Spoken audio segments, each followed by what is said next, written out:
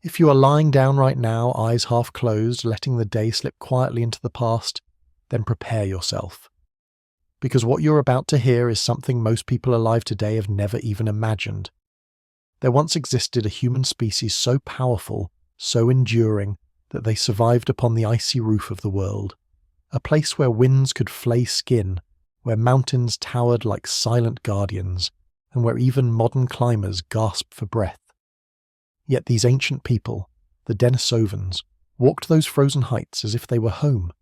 Their blood runs in millions of us today, quietly, silently, like a whisper in our veins. And tonight, as you drift towards sleep, I'm going to take you back, far back, around 50,000 years to a world of ice, fire, and survival. A world where the Denisovans were masters, innovators, explorers, and perhaps keepers of secrets we still don't fully understand.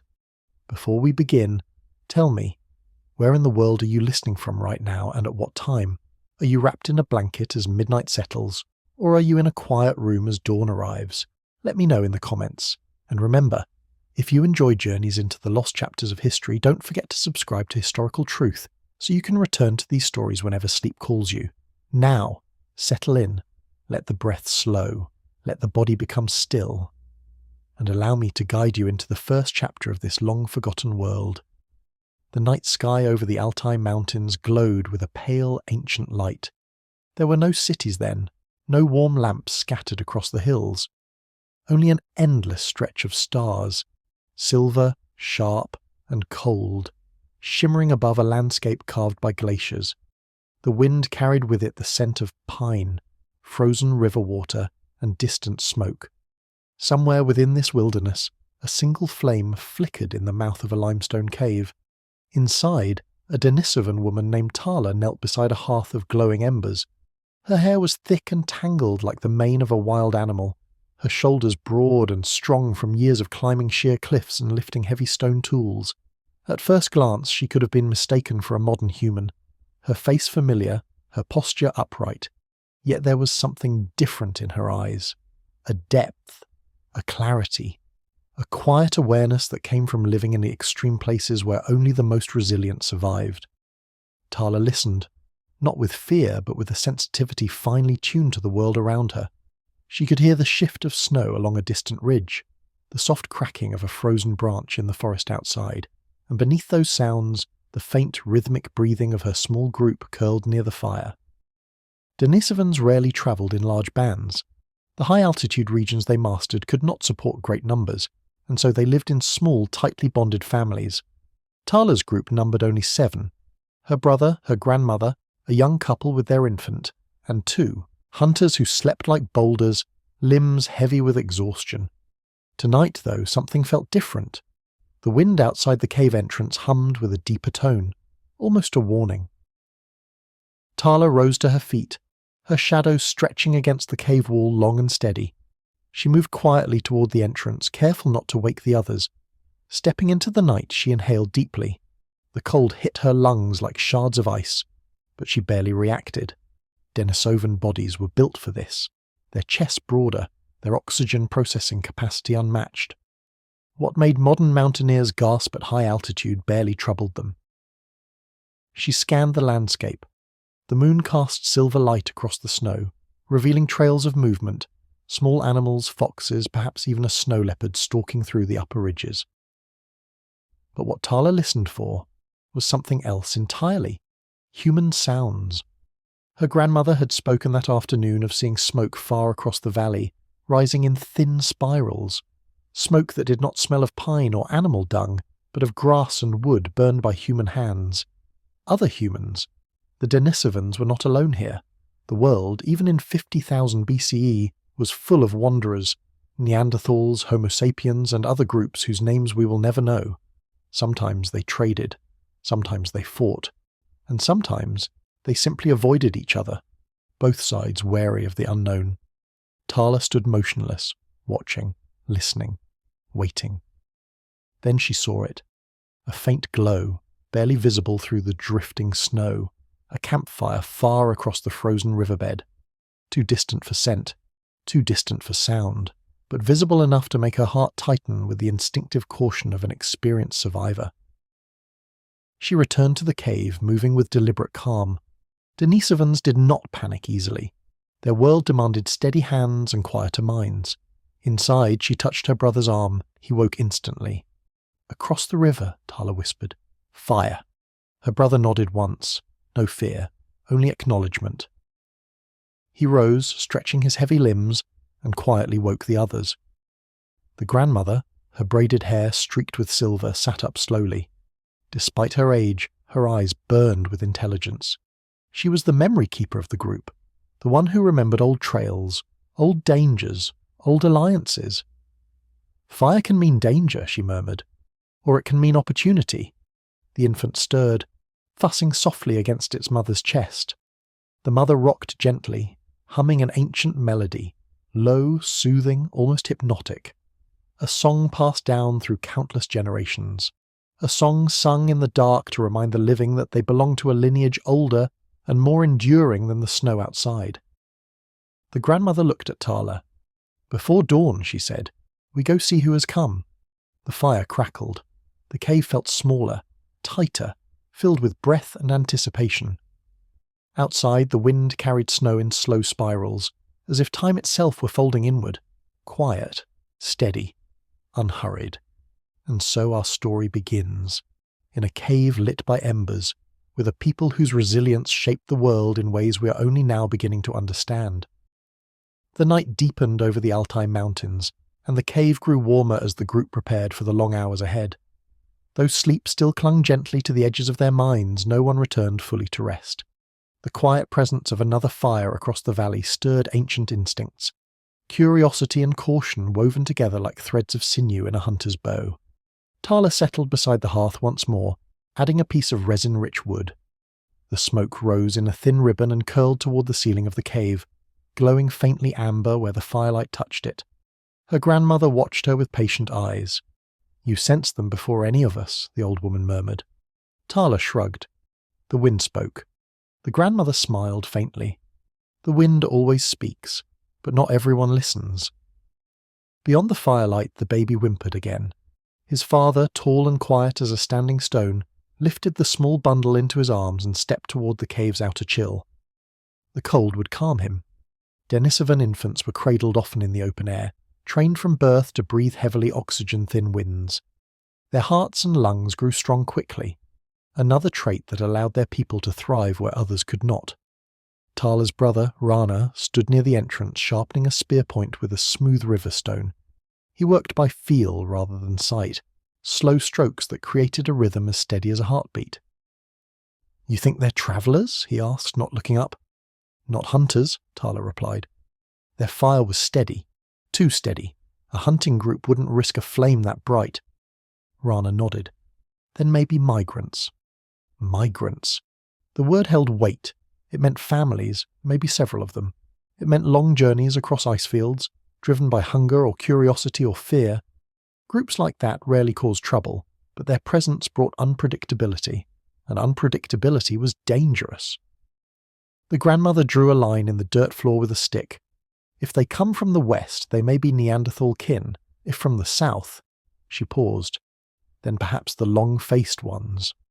She meant Homo sapiens, the thin-bodied wanderers who crafted delicate blades from stone and bone, the ones who sang differently, walked differently, treated the world with a restless energy, unlike the grounded calm of the Denisovans or the sturdy Neanderthals.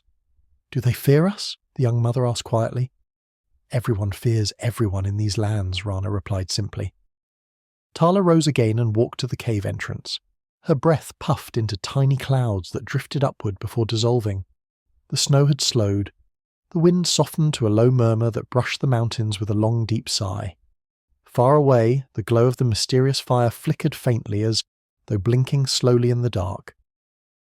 Tala felt something stir inside her. Not fear, but a curious pull, a sense that the world was shifting in ways neither she nor her ancestors could fully grasp. "We are not alone here," she thought, "and perhaps we are not meant to be." She wrapped her fur cloak more tightly around her shoulders. The pelt had come from a mountain sheep felled in early winter, dense, warm, smelling faintly of lanolin even after months of use. Denisovan garments were simple yet remarkably functional, layered from hides, sinew-stitched seams and woven grasses. Nothing elegant, but everything precise. Behind her, the soft crunch of footsteps signalled the grandmother's approach. "Your eyes are restless," the old woman said gently. "I wonder who they are." "And I wonder," her grandmother replied, "what they want." A moment passed between them, quiet, heavy, but not tense, simply filled with the sound of history. For these people did not think in seasons or years alone. Their stories stretched across landscapes carried by elders and stones and the memory of paths carved by glaciers. "Tala," the grandmother whispered, "the world is changing. I can feel it. New people are moving north, people who shape tools differently, people who sing to the moon. Do you fear them?" "I fear only that our children will forget who we are," the old woman answered softly, "and that the mountains may one day echo with languages that do not know our names." Inside the cave, the hunters stirred fully awake. One of them, Joru, rose with a grunt and stretched his powerful arms. His chest was broad as a bear's, but his movements were gentle. He stepped to the fire and warmed his hands. "How far?" he asked Tala. "Across the river. A long walk." Joru grunted again. "We go at dawn, see their faces, see their intentions. If they want peace, we give peace. If not—" He tapped the spear leaning beside him, but no one wanted to fight. Their way of life depended on balance, on cooperation with nature and with other peoples when possible. The Denisovans were not conquerors. They were survivors, adaptable, thoughtful, skilled in the art of living with the world rather than bending it to their will. As dawn approached, the sky shifted from black to deep indigo. The first thin light traced the snowy ridgelines like silver ink.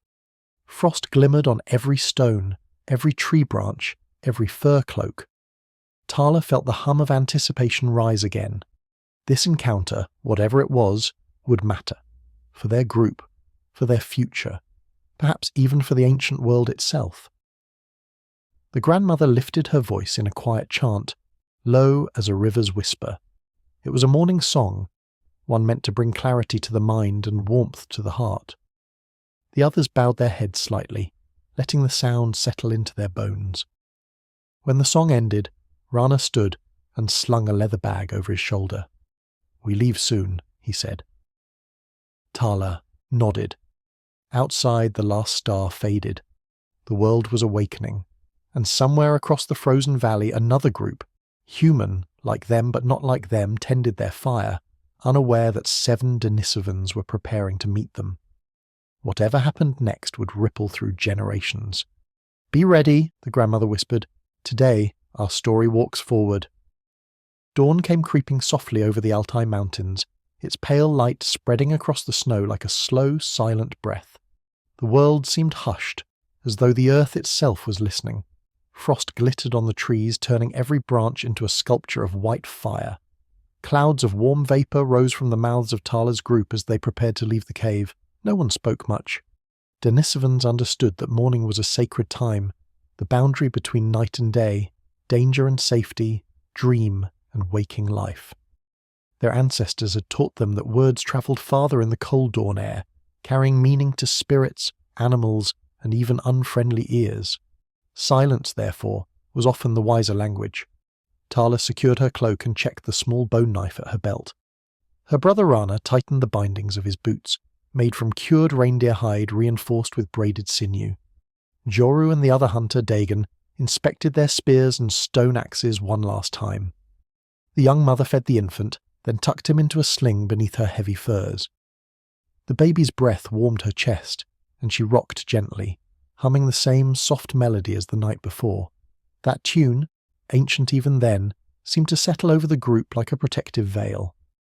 The grandmother leaned on her walking stick, carved long ago from a lightning-struck birch. The wood was dark and smooth, etched with spirals that represented the seasons and the paths of migrating herds. She alone carried no weapon. Her voice, her memory, and her wisdom were considered blade enough. When all were ready, Rana stepped to the cave entrance. "We walk in a straight line," he murmured. "Spread the weight. Don't break the surface."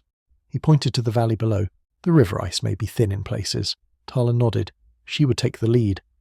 Her eyes were sharp, her awareness of the snow's thickness near instinctual. The group moved. Outside, the air wrapped around them like a cold shroud. Their footsteps whispered over the crusted snow. They walked single file, weight evenly spaced, their bodies angled slightly forward to brace against the morning wind. The sky brightened steadily. Hints of rose-tinted light brushed the far peaks. A raven flew overhead, its wings slicing through the frozen air, its call echoing strangely across the vast silence. Tala paused, watching its path. "An omen?" Rana asked quietly behind her. "Just a watcher," Tala replied. "Ravens follow those who travel." The grandmother smiled, "and sometimes guide them." They continued down the gentle slope toward the valley floor. The frozen river lay ahead, a broad ribbon of ice winding like a glass serpent through the snow. The mysterious campfire had burned somewhere near its opposite bank, though in daylight no glow remained. Tala crouched and brushed her fingers across the icy surface. A faint vibration hummed beneath her touch. "The river is restless today," she murmured. "We walk carefully." She stepped onto the ice, placing her weight first on her heel, then smoothly shifting it forward. The surface held firm. She took another step, then another.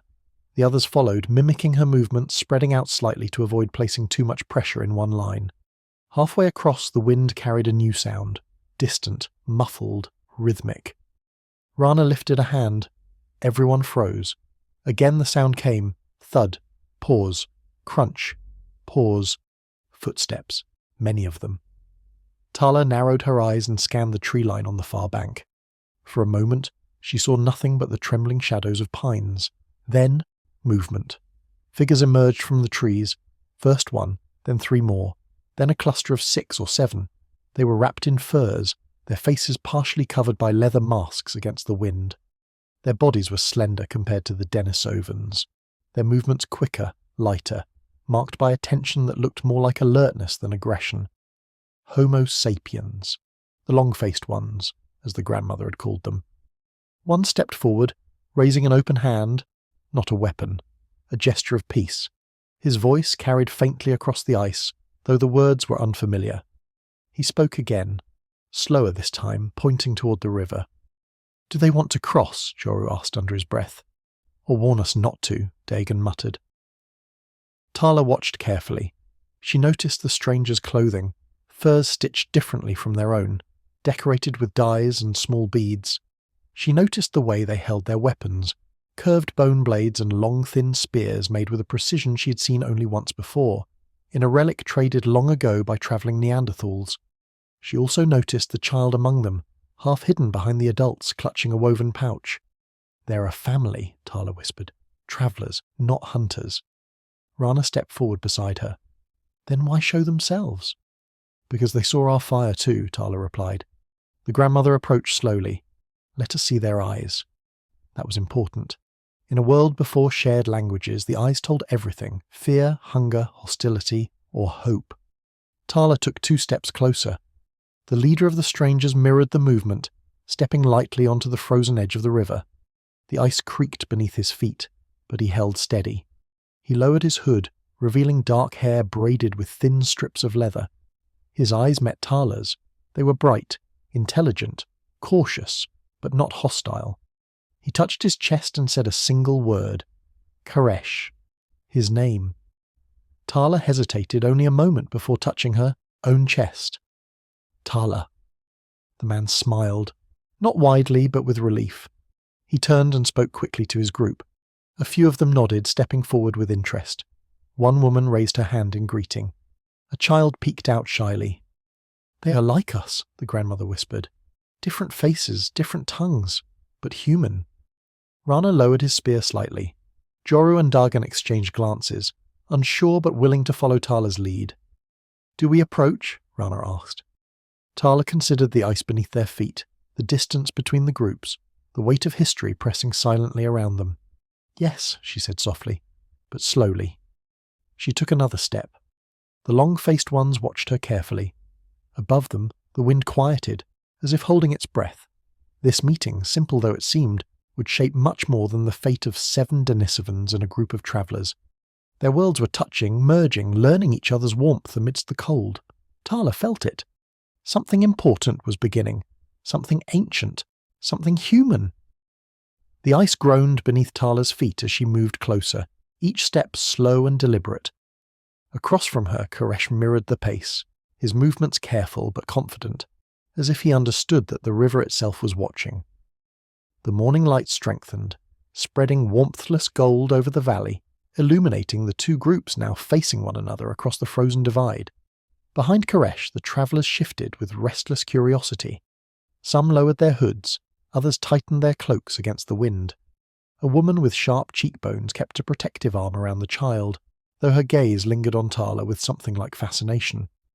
They had likely never seen people like the Denisovans, broad-bodied, deep-chested, carved by generations of mountain life. Rana and the hunters maintained their positions, spears lowered but ready. The grandmother stood behind them, her expression unreadable, though a faint smile tugged at the corner of her lips.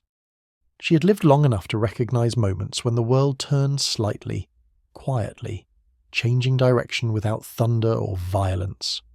Tala reached the center of the river where the ice was thickest. She stopped, raising her hand slightly to show she carried no weapon in her palm. Koresh did the same. The gesture needed no translation. For a long moment the two simply looked at each other. The wind brushed past them, lifting Tala's hair and sending fine strands dancing across her face.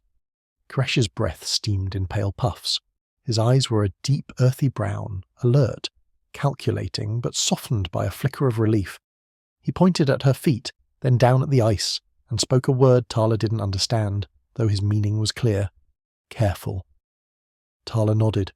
Koresh took another step, closing the distance until only a few arm lengths separated them. Then he did something unexpected.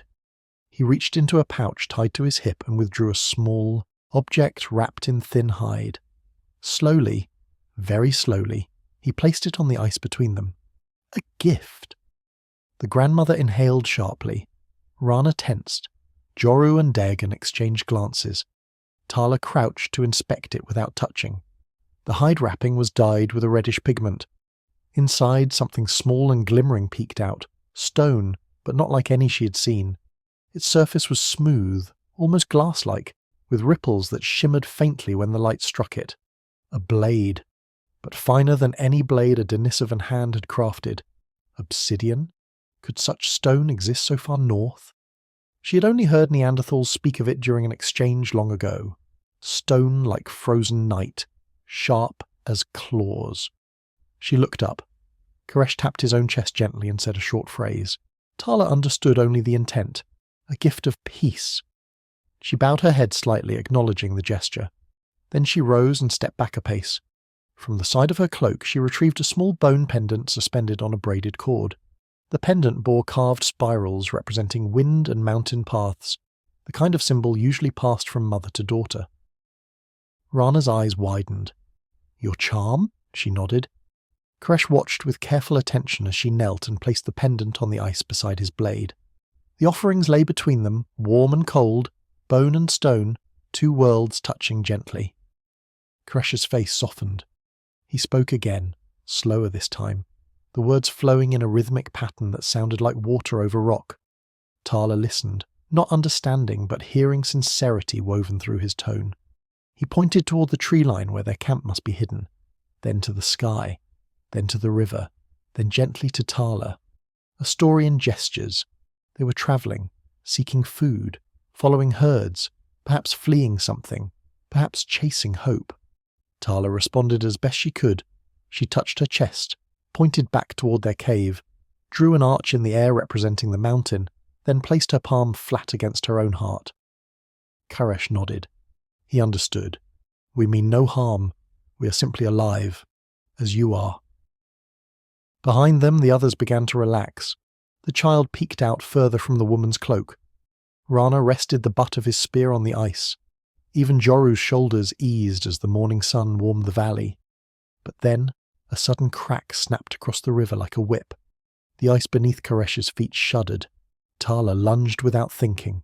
She grabbed his wrist just as the ice split beneath him, a jagged fissure spidering outward. Koresh's legs plunged into freezing water with a violent splash. His body lurched downward, but Tala braced her weight, digging her heels into the valley-hard ice. Rana shouted. The hunters rushed forward, The strangers cried out in alarm. Tala's muscles burned, but she tightened her grip. Koresh gasped as the frigid water swallowed his waist. His fingers dug into Tala's arm desperately. "Hold!" Rana yelled. "Tala, hold!" She gritted her teeth, pulled with everything her powerful body could muster, and with a wrenching heave dragged Koresh back onto solid ice. He collapsed, coughing, trembling, water spilling from his cloak in silver droplets. The woman from his group sprinted onto the river, ignoring the danger, reaching Koresh and throwing her arms around him. The child followed, crying out. Rana reached Tala and inspected her quickly. "Are you hurt?" She shook her head. He slipped. The ice was thin there. The grandmother approached, leaning on her staff, her eyes narrowed thoughtfully. "Two peoples," she murmured, "and already saving each other's lives." Koresh looked up at Tala with raw gratitude. Water dripped from his hair, and his clothes clung to him in stiff, icy folds. But his eyes held warmth, recognition, connection. He touched the bone pendant she had offered, bowing his head. Then he spoke a word softly, reverently. "Friend." Tala did not know the word, but she understood it perfectly. Snowflakes drifted through the air in slow, unhurried spirals as the two groups huddled together on the riverbank. Koresh's people wrapped him in spare furs, rubbing warmth back into his arms while steam rose from his soaked clothing in faint curls. Tala watched quietly, her breath steadying as the adrenaline faded from her body. The river groaned again, the split in the ice widening with a soft, ominous crack. Rana signalled for everyone to move off the frozen surface, and both groups retreated carefully to the safety of the shore. Only when they reached solid ground did the tension finally ease. The grandmother lifted her staff, tapping it twice against the earth. A gesture of thanks, a gesture of welcome. Koresh's people exchanged glances, hesitant, unsure. But the woman who had clung to him moments earlier bowed her head respectfully. She said a word Tala didn't recognize, her voice trembling slightly with lingering fear. But the tone was unmistakable. Gratitude. Koresh, still shivering, approached Tala once more. He touched his chest, then hers, repeating the word he had spoken before. Friend. Tala felt the significance of the moment settle into her bones like warmth from a fire. In a world filled with danger, uncertainty, and harsh landscapes, a friend, even a stranger, was a precious thing. Rana stepped beside her. "He's lucky you were close," Tala shrugged. "Anyone would have helped." The grandmother chuckled softly. "Not anyone, child, but our people do not let others fall when they can be pulled back." Dagon exhaled a long breath and shook his head. "Still, I never thought I'd see us pulling long faces out of rivers." Joru nudged him with an elbow. "Better than fighting them." The humour, quiet, cautious but real, seemed to warm the air between the two groups. Even the child among Koresh's people began to relax, curiosity flickering in his wide eyes. He stepped forward timidly, glancing up at Tala with wonder.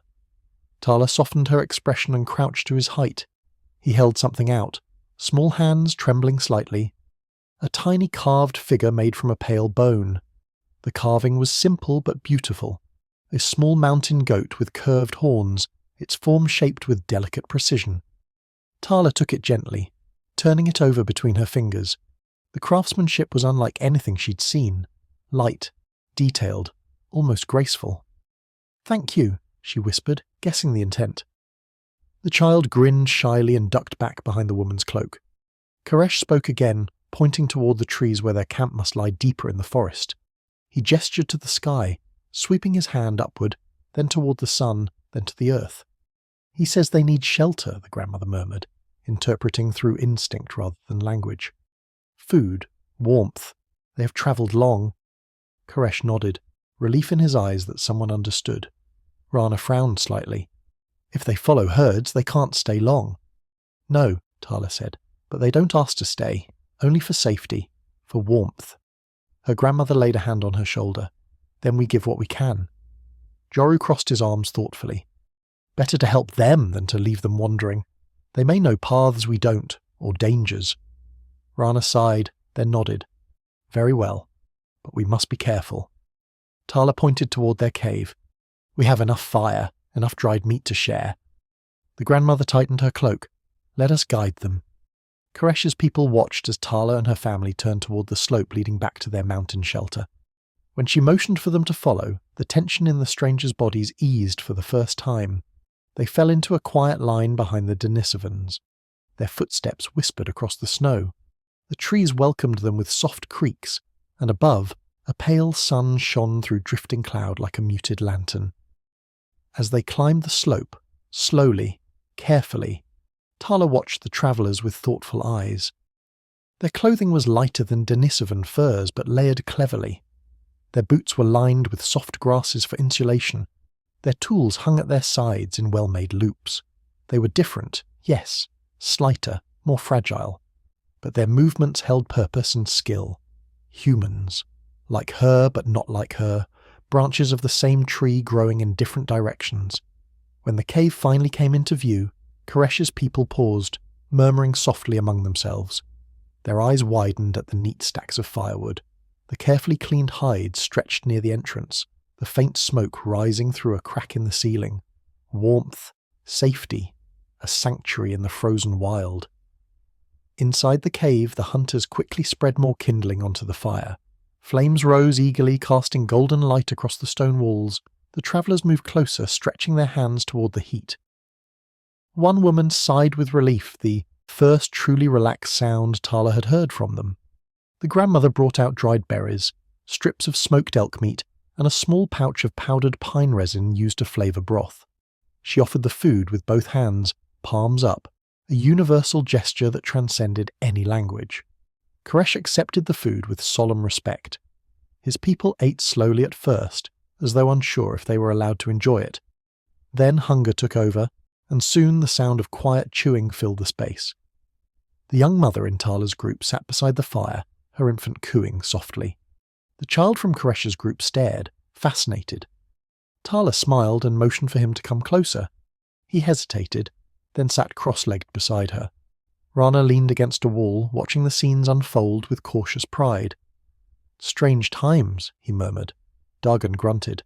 "Strange, but maybe good." The grandmother looked toward the entrance where snow drifted past like falling stars. "The world is growing full," she said softly. "Many peoples will cross these mountains. Some will bring danger. Some will bring gifts. Some will bring change." Tala looked toward Koresh, who sat wrapped in a borrowed fur cloak, warming slowly. "And what do these ones bring?" The grandmother smiled faintly. "That," she said, "is what we will learn."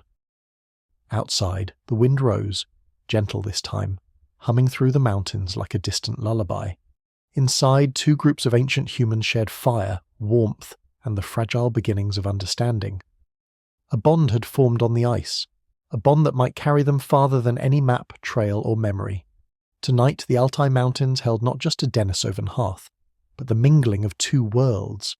The fire crackled low and steady, its warmth spreading through the cave like a soft woven blanket. Shadows swayed gently on the walls, dark figures dancing to the rhythm of the flames. Both groups, Denisovan and Homo sapiens, sat in a loose circle, their bodies relaxed at last, their breaths slow, mixed in the shared air.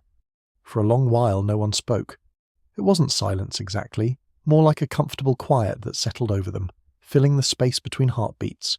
The kind of quiet born when danger has passed and exhaustion sinks deep into bones. The kind of quiet only fire and shelter can bring after a night of unknowns. Tala sat near Koresh, watching him carefully. His clothes were still damp in places, but the worst of the cold had left him. He had been given a large woolly hide cloak from Dagon's pack, and the thick fur draped over him like a living beast. It dwarfed his slimmer frame, making him look younger, almost shy. Koresh caught her watching and offered a small smile, tentative, grateful. Tala returned the smile, though hers was faint. She was still studying him, her mind taking in every detail. His mannerisms, his expressions, how his people moved. Everything about them was similar to her people, yet subtly different. They carried a kind of restlessness in their posture, a readiness to move, to change, to adapt quickly. Denisovans adapted too, but in the way of mountains, slowly, deeply, permanently. The child who had given Tala the bone carving now sat curled against his mother's side, gripping the woman's wrist with contentment. The grandmother approached them slowly and held out a small bowl carved from bark, filled with warm broth. The woman blinked in surprise but accepted it with a grateful bow. The grandmother tapped the child gently on the cheek, smiling. "All children," she whispered, "deserve warmth." The woman did not know the words, but she understood the intention. She placed a hand over her heart in silent thanks. Joru and Dagon moved near the entrance, not guarding it, but keeping watch out of habit. Their eyes remained alert, though calmer now. They exchanged occasional murmurs about the condition of the ice, the weather, and the pack of wolves they had heard 2 nights earlier in the distance. Rana sat sharpening a spear again, though his posture had softened. The rhythmic scrape of stone on bone echoed faintly, marking time. Koresh turned toward the fire and began speaking to his group. His language flowed like swift water, quick, light, full of rising and falling tones. Tala listened closely. She understood none of it, but something in its melody tugged at her. Curious, she tilted her head. Koresh noticed and paused. Then he pointed to the fire, to Tala, to himself. "Tala," he said clearly. She nodded. "Tala." He touched his own chest. "Koresh." Rana chuckled. "He repeats his name so you don't forget." Tala shot him a small smirk. Koresh then pointed toward one of the women, tall, with hair braided in 3 long strands.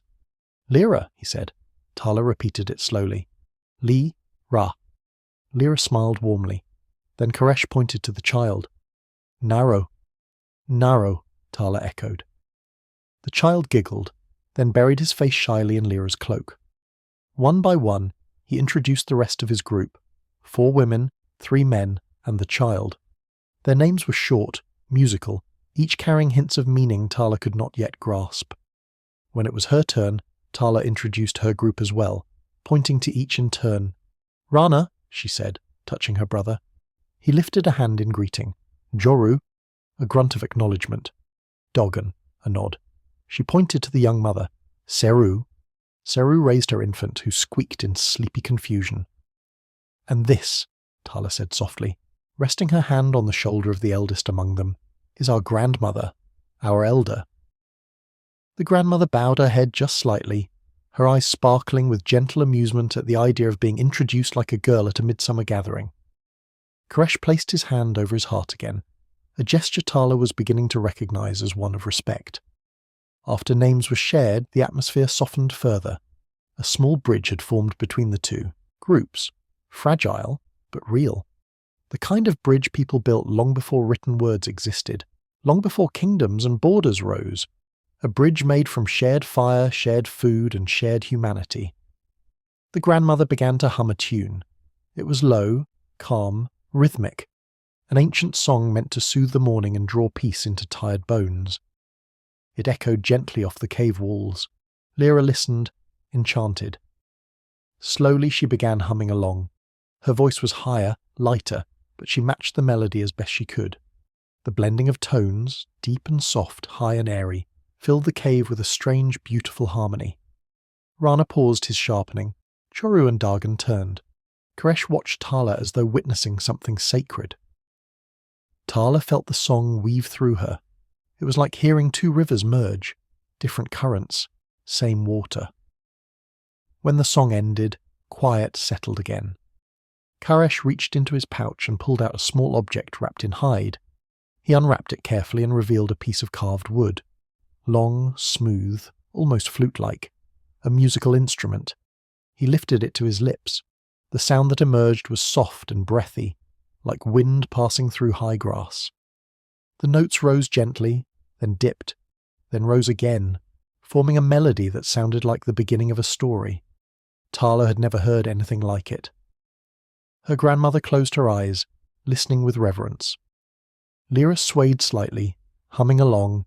The fire crackled, the wind whispered outside, and inside the cave 2 ancient peoples, separated by thousands of miles and countless generations, shared music for the first time. When Koresh finished, the air felt changed, as though the cave itself had drawn closer around them. Tala exhaled slowly. "Beautiful," she whispered. Koresh didn't understand the word, but he understood her face, and he smiled. A real smile this time, warm, human, alive. The grandmother leaned close to Tala. "This meeting," she murmured, "is not chance. Something brought them across our river and into our fire. Something old, something guiding." Tala looked around at the faces illuminated by flame. Her people, their people, all glowing in the same warm light. She nodded slowly. "Yes," she whispered, "something is beginning." Morning unfolded slowly, like a great hand opening its fingers over the frozen valley. Light crept in through the mouth of the cave, pale and cold, yet steady enough to soften the shadows. It brushed over the fur blankets, the stone floor, the bundles of supplies, and finally the faces of the two groups who had shared the night beneath the same roof of rock. The grandmother was the first to rise. She always was. Her joints cracked softly as she stood, her hands pressing against the cave wall for balance. She glanced around, first at her sleeping family, then at the strangers, who rested in a loose cluster near the far side of the fire. Koresh slept deeply, his breath calm for the first time in days. His group looked less tense, less burdened. The exhaustion of their journey was finally easing, if only a little. Tala stirred next. Her eyes opened slowly, lids heavy with the weight of warm dreams. She wasn't sure what she had dreamed, only flickers remained. Movement through a wide valley, hands reaching, voices calling from far away. Something ancient, something watching. She sat up and looked across the cave. Lyra was already awake, tending quietly to Naro, whose face was puffy with morning drowsiness. Lyra offered Tala a nod, small but friendly. The faintest smile tugged at Tala's lips. Rana and Joru rose with a lot less grace, grunts, stretches, and muttered complaints about the cold. Dagon had apparently been awake for a while already. He stood near the entrance, his silhouette framed by the pale morning light, scanning the valley like a carved statue. The grandmother motioned for Tala to join her. Together they stepped outside, the snow crunching beneath their feet, the air biting but not cruel. The valley below was breathtaking, frosted pines stretching for miles, rivers threading pale silver through the white landscape, and beyond that the towering peaks that seemed to hold up the sky itself. The world was still young here, raw and unshaped, carrying a silence that felt older than memory. Tala inhaled deeply. The cold filled her lungs, clearing her thoughts. "Your mind is busy," the grandmother said gently. Tala nodded. "We don't know who they are, why they came so far, what drove them, what danger follows them." The grandmother studied the horizon. "True, but we know this. The world is shifting." "How?" "Listen," the grandmother whispered, and Tala listened. At first she heard nothing more than the wind rolling through distant pines. Then, something else, something deeper. The ice groaned, the mountains sighed, the earth whispered, as though adjusting itself, rearranging patterns people had long taken for granted. "We are children of these mountains," the grandmother murmured, "but even mountains change." Tala swallowed. "And these newcomers, do you think they bring danger?" "Perhaps not danger," the grandmother said. "Perhaps warning." Tala turned toward her, startled. But before she could speak, a shout rose behind them from the cave. It wasn't panic, more like surprise. She turned and saw Koresh standing in the cave mouth, shielding his eyes from the light. His breath plumed into the morning air.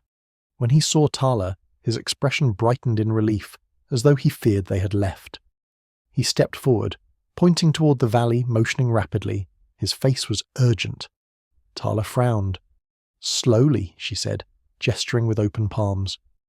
Koresh caught her meaning, took a breath, then pointed again, this time toward a stretch of forest far south. He made a gesture like waves rolling, then a fist striking downward, then spread his arms wide as though indicating something large.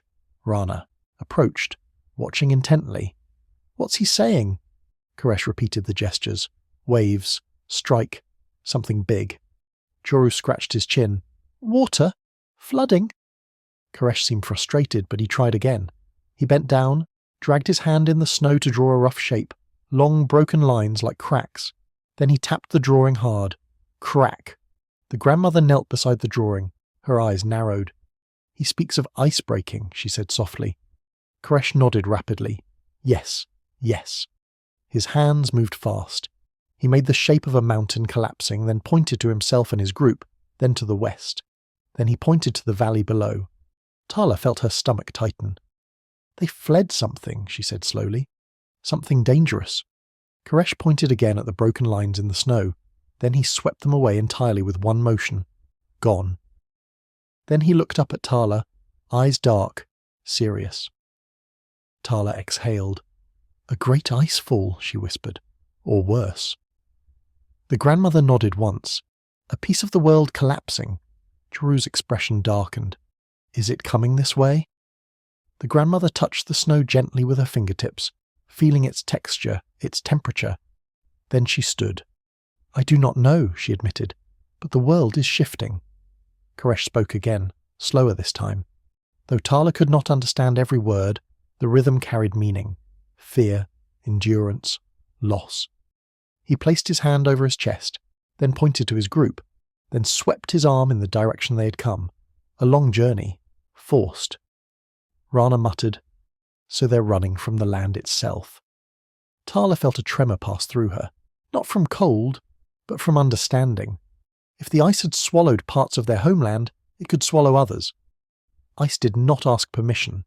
It simply moved, slowly, impossibly, until it didn't. The grandmother placed a hand on Tala's shoulder. "Knowledge is a gift," she said softly, "but it is also a responsibility." Tala nodded, understanding. Koresh stepped closer and pointed again at the valley, then pressed his hand to his heart. There was something pleading in his expression. Not for safety, not for food, but to be understood, to be believed. Tala met his gaze without looking away. "We hear you," she said quietly. "We believe you." He didn't know her words, but he knew her tone. He exhaled in relief. Back inside the cave, the groups gathered again. The morning fire crackled to life, warmth spreading once more. But the air had changed, tension now threaded between them, not from mistrust but from shared uncertainty. The grandmother leaned close to Tala, voice barely above a whisper. "This meeting," she said, "is not only fate, it is warning." Tala swallowed hard, her eyes drifting to the valley below, where the river glimmered beneath the pale morning sun. The world was shifting, and they were only beginning to understand how much. The morning light strengthened, spreading across the valley like a thin golden veil. The two groups, once strangers, now tethered by shared fire and shared unease, prepared to step outside together. The air felt different now, heavier with the weight of what Koresh had revealed. It wasn't just that his people had fled a distant homeland, it was that the land itself was changing, violently. Tala felt the tension humming beneath her skin. She followed the grandmother down the slope outside the cave, while the strangers gathered their belongings. Koresh approached them soon after, accompanied by Lyra and another man named Aaron, the tallest of their group. Aaron's expression was firm, purposeful. He clearly wanted to show something. Rana, Joru, and Dagon joined as well. Seru stayed inside with her infant, while Naru clung shyly to Lyra's side. Koresh pointed toward the valley floor, then motioned for them to follow. They walked carefully down the snow-covered slope, boots crunching against ice. The cold bit harder today, sharper, as though reflecting the tension in their hearts. The Denisovans were used to mountain climates, but even they felt a stiffness in the air that made them glance at each other uneasily. "What do you think he wants to show us?" Rana whispered. Tala shook her head. "I don't know, but it matters to him." The descent took time. Snow was up to their knees in some places, and the wind picked up thin clouds of frost, carrying them like ghosts across the ground.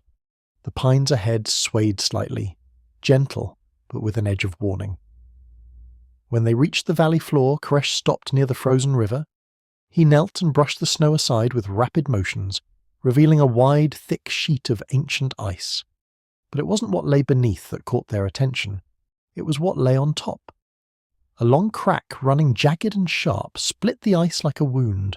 Joru crouched immediately. "This wasn't here 3 days ago," he murmured. Dagon traced the line with the tip of his spear. "It's spreading." The grandmother stepped forward and pressed her hand to the ice. She closed her eyes, listening again, not with ears, but with something deeper. Her breath left her in a slow sigh. "It is moving," she said. "The ice, is moving beneath us. Koresh touched the crack, then pointed to the west, toward where he had come from. He made a large circle with his arms, then smashed it inward, mimicking collapse. Aaron added another gesture, his hands trembling like the ground shaking. Tala felt her heart skip. "A falling glacier?" Rana said sharply. "No, those stay where they stay until they don't," the grandmother interrupted gently. Rana fell silent. Koresh motioned again, repeating the slow collapse gesture. Then he pressed his hand to his heart and pointed to the crack. Tala knelt beside him. She placed her palm against the ice. For a moment she felt nothing but cold. Then, a faint vibration. A tremor so subtle, she almost thought she imagined it. Her eyes widened. "It's alive," she whispered. "The ice is alive." Koresh nodded quickly, relief flashing in his eyes that she understood even a fragment of what he'd been trying to show them. Dagon frowned. "Do you think the valley could break?" The grandmother straightened slowly. "Not today, not tomorrow, but someday soon." Aaron stepped forward now, pulling something from his pack, a piece of broken stone, smooth on one side, jagged on the other. He handed it to Tala. She examined it. It was a fragment of something larger, part of a wall or cliff perhaps. But what caught her breath were the strange marks carved into one surface, deep, rough grooves. Koresh knelt and used his finger to trace the markings, then pointed to the mountains. "Is that writing?" Joru asked in confusion. Tala shook her head. "Not writing. Warning signs. Their people marked areas where the land was unsafe." Koresh struck his fist into the snow, mimicking collapse again, then pointed to the stone fragment. "The collapse destroyed the markers," Tala translated softly. "They couldn't warn others." The grandmother's eyes darkened. "This is why they fled. Their world truly is falling apart." The wind rose suddenly, carrying with it a low, distant sound. Not wolves, not movement, not even wind. More like a low groan, like ice under enormous pressure. The entire group stood still, listening. It faded just as quickly as it came. Koresh inhaled sharply and pointed again toward the west. "Varun," he said, a word Tala had heard him say before but didn't understand. Lyra repeated it softly. "Varun." Tala tilted her head. She pointed to the mountains and said carefully, "Varun?" Koresh nodded once, then drew a shape in the snow with his finger. A massive peak, towering, sloping, crowned in sharp ridges. Then he drew lines breaking away from its side. Rana studied the drawing silently. "A mountain collapsing," he whispered. "No," Dagon corrected softly. "A glacier breaking from the mountain." Aaron placed his palm flat and mimed sliding. Tala sucked in a breath. A sliding glacier. A wall of ice. Koresh nodded vigorously. The grandmother's face tightened. Perhaps the largest they had ever seen. "And it's coming this way?" Rana asked, voice tight. Koresh hesitated. His breath trembled. And then he nodded. Not firmly, but not uncertainly. Just honestly. Tala felt a coldness that had nothing to do with the air settle in her bones. This wasn't just a story of strangers fleeing a disaster. This was a warning of something larger than tribes, larger than mountains, larger than anything people knew how to fight. The ice was changing. The world was shifting. The grandmother touched Tala's shoulder. Her fingers warmed despite the cold. "We needed to see this," she said softly. "Now we must decide what to do." Tala swallowed, watching the distant, peaks glimmer like jagged teeth on the horizon. Koresh stood beside her, not enemy, not stranger anymore, but a messenger of the land itself. Tala exhaled. "We go back," she said quietly. "We tell the others." Koresh understood the tone, if not the words. He nodded and motioned for his group to gather. They had much to discuss, and their time was growing thin. The journey back up the slope felt heavier than the journey down, not because the snow had thickened, but because each step carried new weight, knowledge, warning, possibility. The kind of burden that settled into the ribs and made every breath feel tighter. The air seemed colder too, as though the valley itself had heard what Koresh showed them and was holding its breath. When they returned to the cave, Saru looked up immediately from tending her infant. Her eyes flicked from Tala to Koresh, then to the grandmother, searching for answers without words. Nara ran to Lyra and buried his face in her legs, sensing tension in the air.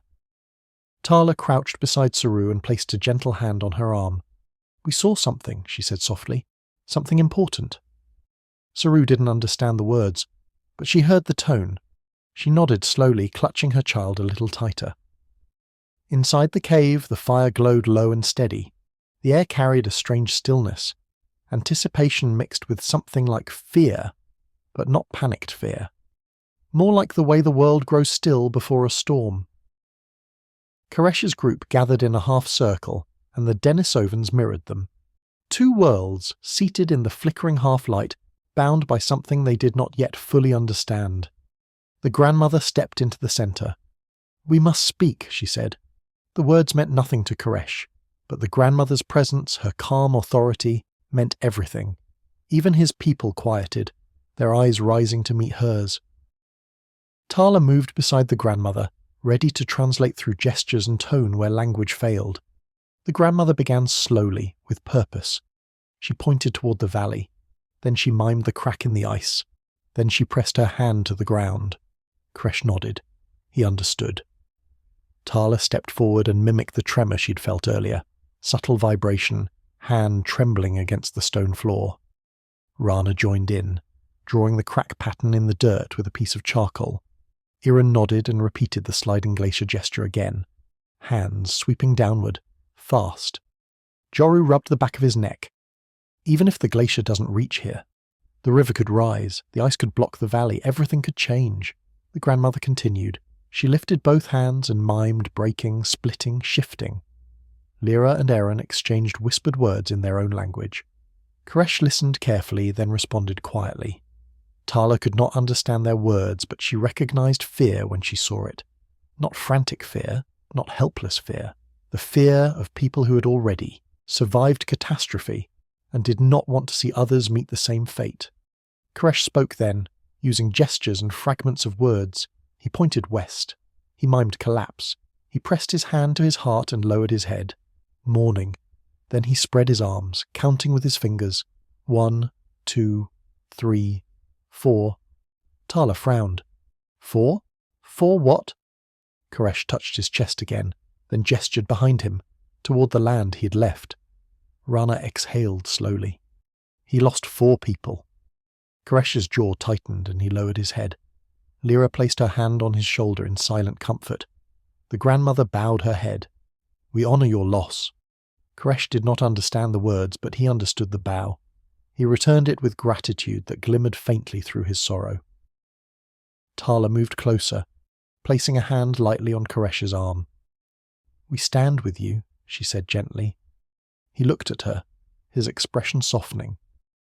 The grandmother then turned to her own people. "We cannot ignore what they have shown us," she said. "The world is changing, the ice shifts, the land moves, the river groans beneath us." Yoru shifted uneasily. "So what do we do?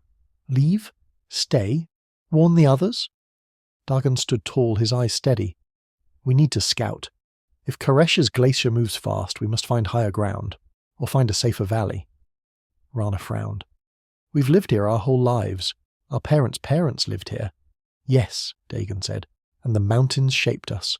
But mountains change too." The grandmother nodded slowly. "Movement does not abandon roots. It protects them." Koresh listened, not understanding the words, but reading the room. He saw their faces, the conflict, the uncertainty, the heavy weight of choice. He stepped forward slowly, his posture respectful yet firm. He pointed again to the west, then to the north, then to the east. Different directions, different paths. Then he placed both hands on his heart, as if to say, "Wherever you go, choose with understanding." Tala understood. Koresh was not telling them to flee. He was telling them to be aware, to watch the land, to listen, to adapt, the way his people had been forced to. The grandmother took a breath. She turned to Tala.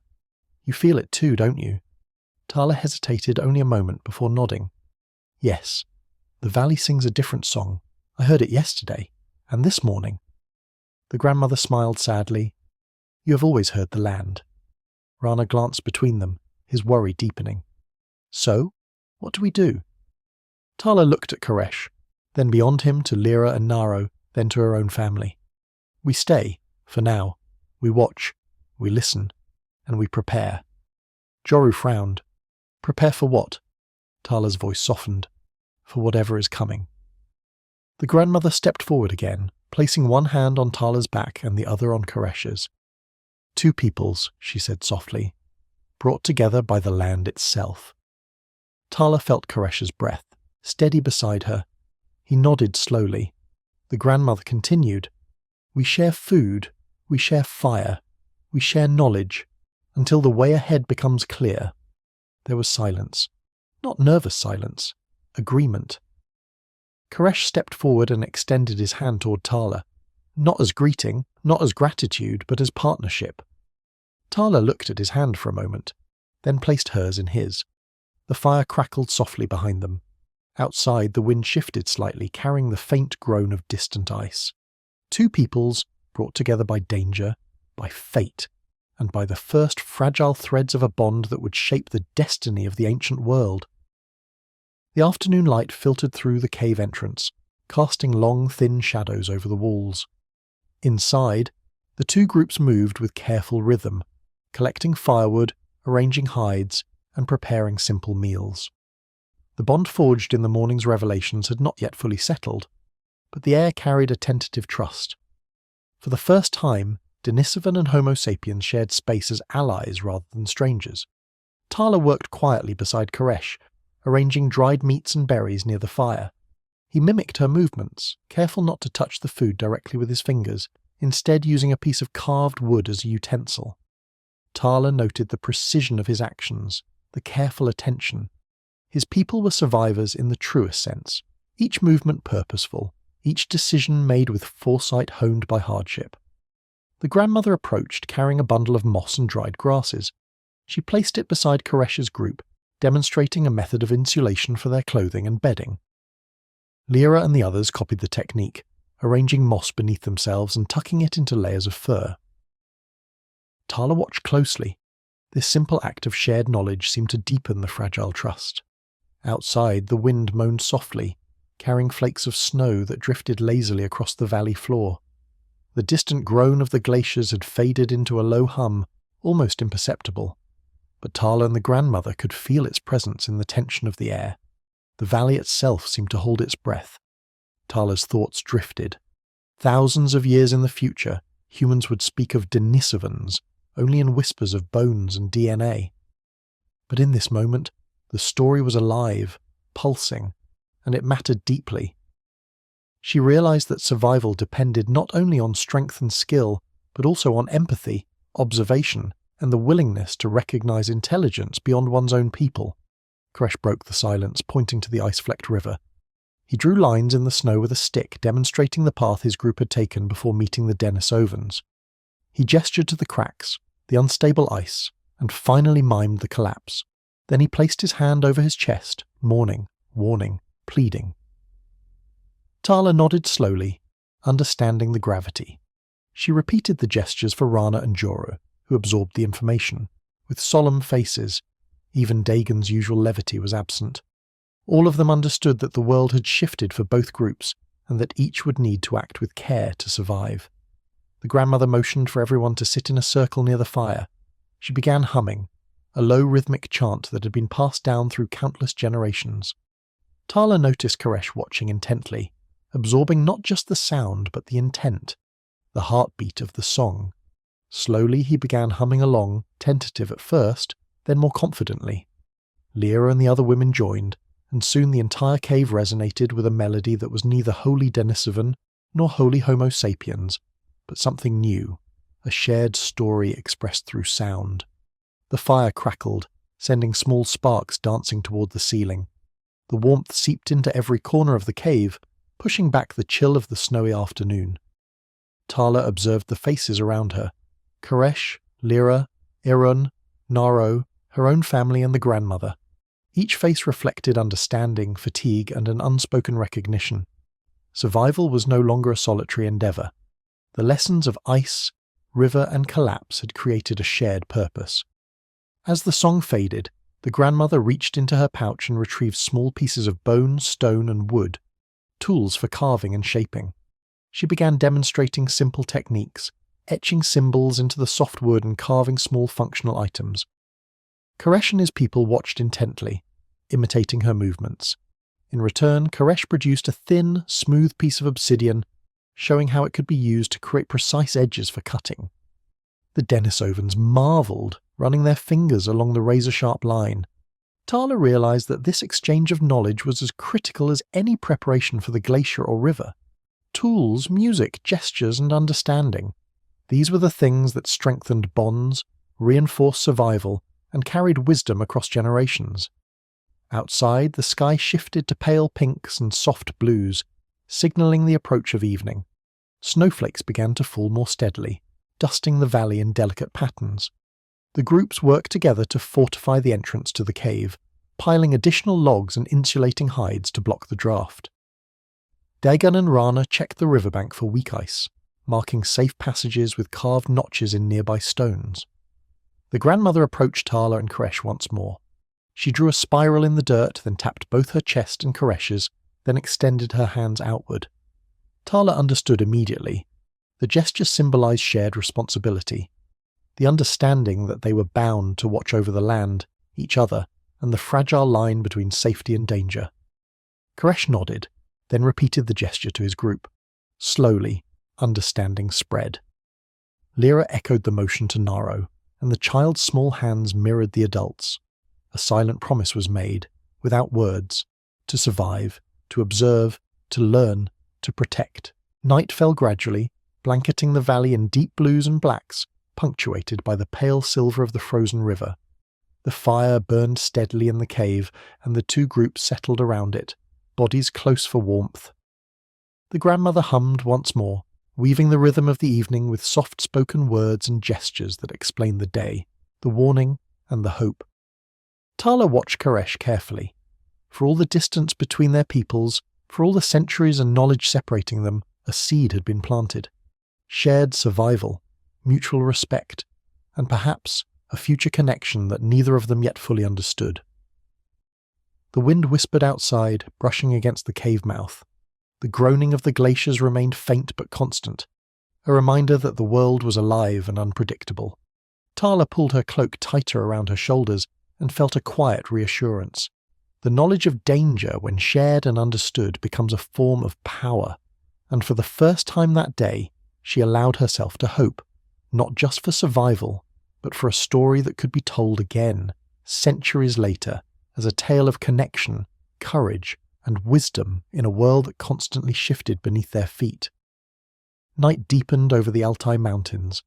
Outside, the snow fell silently, blanketing the valley in soft, untouched layers.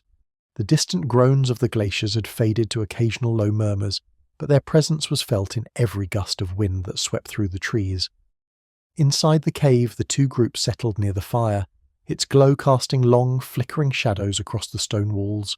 Koresh and his people sat close together, sharing furs and blankets, their hands busy with tasks, arranging supplies, inspecting tools, and repairing small cracks in clothing or footwear.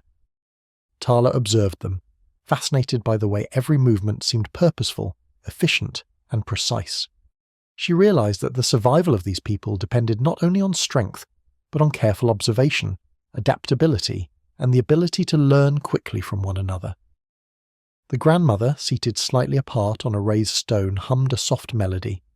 The sound was low, deep, and rhythmic, echoing off the cave walls. Tala joined in instinctively, adding her voice to the chant. Koresh paused, listening. Slowly, tentatively, he began humming along.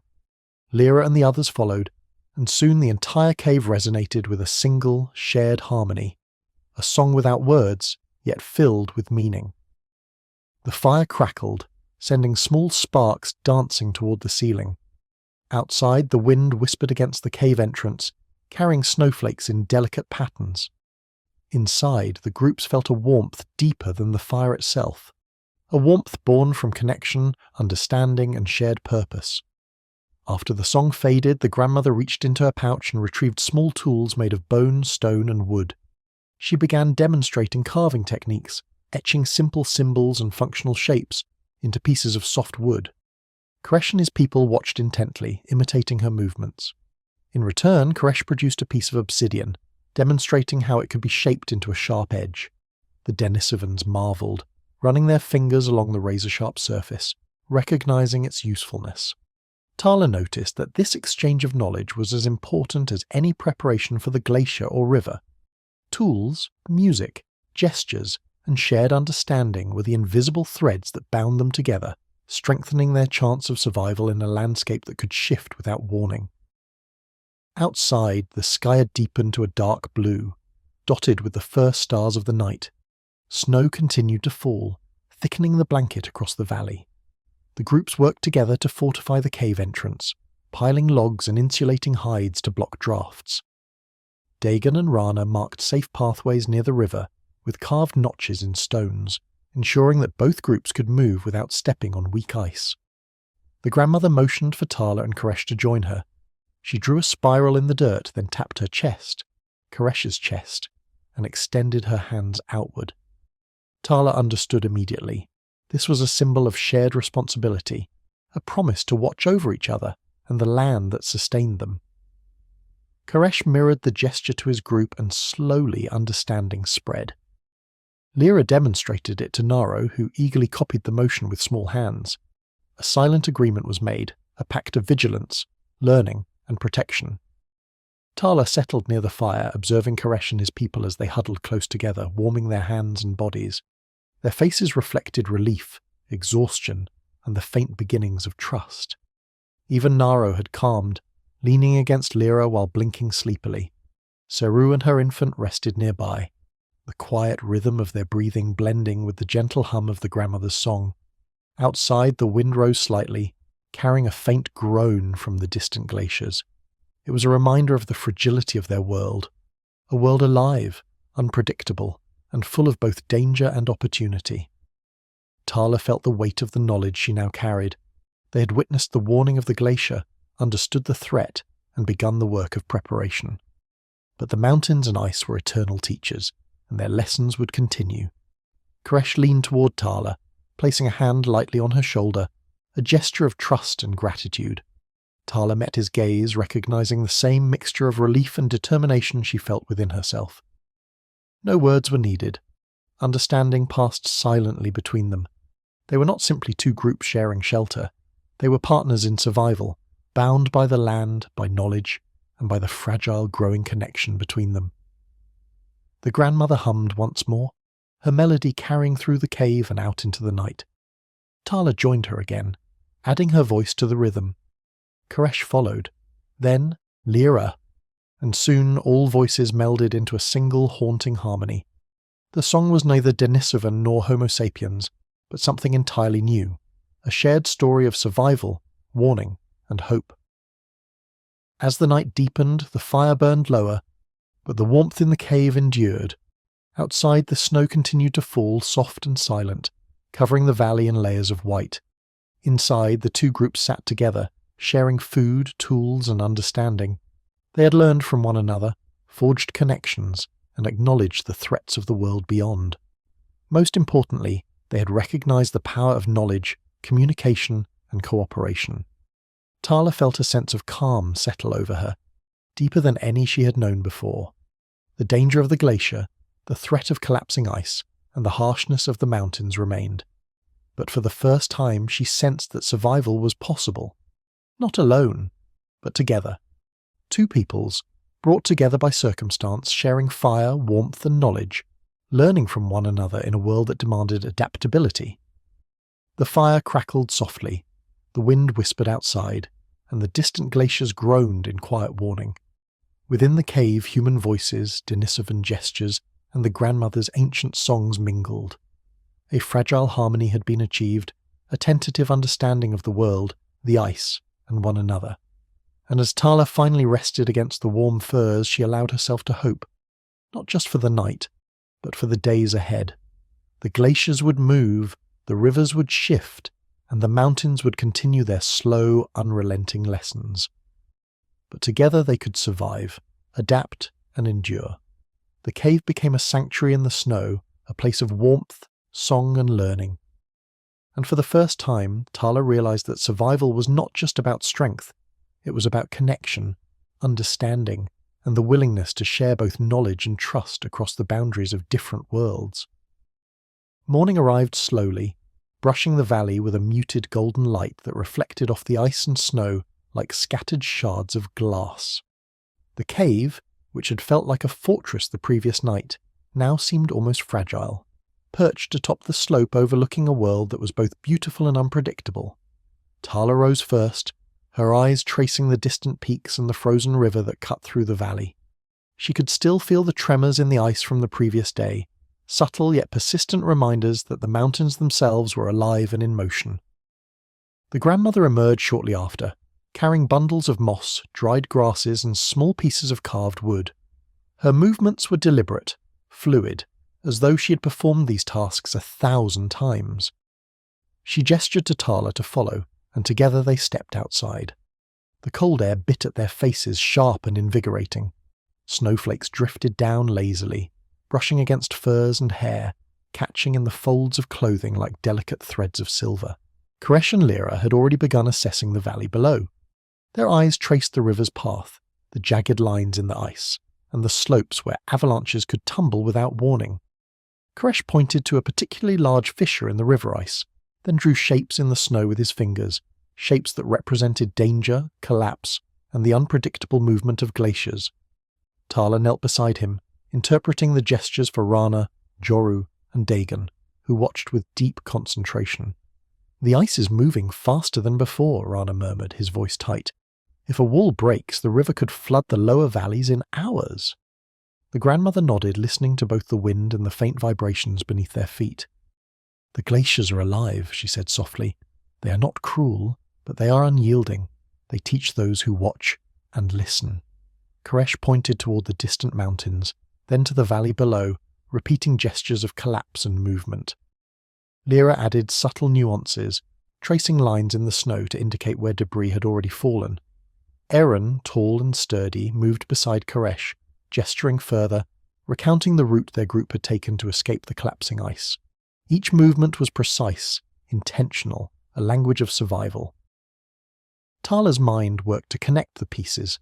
The distant tremors, the broken ice, the glacial groans, they were not random, they formed a pattern, a warning, a lesson. The land itself was communicating, and Koresh's people had learned to listen. Now, that knowledge had passed to her and her family. Back in the cave, the groups gathered to discuss supplies and preparation. The grandmother distributed dried meat, berries, and small caches of roots. Tala and Koresh worked together to arrange the provisions, stacking them so that both groups could access what they needed without confusion.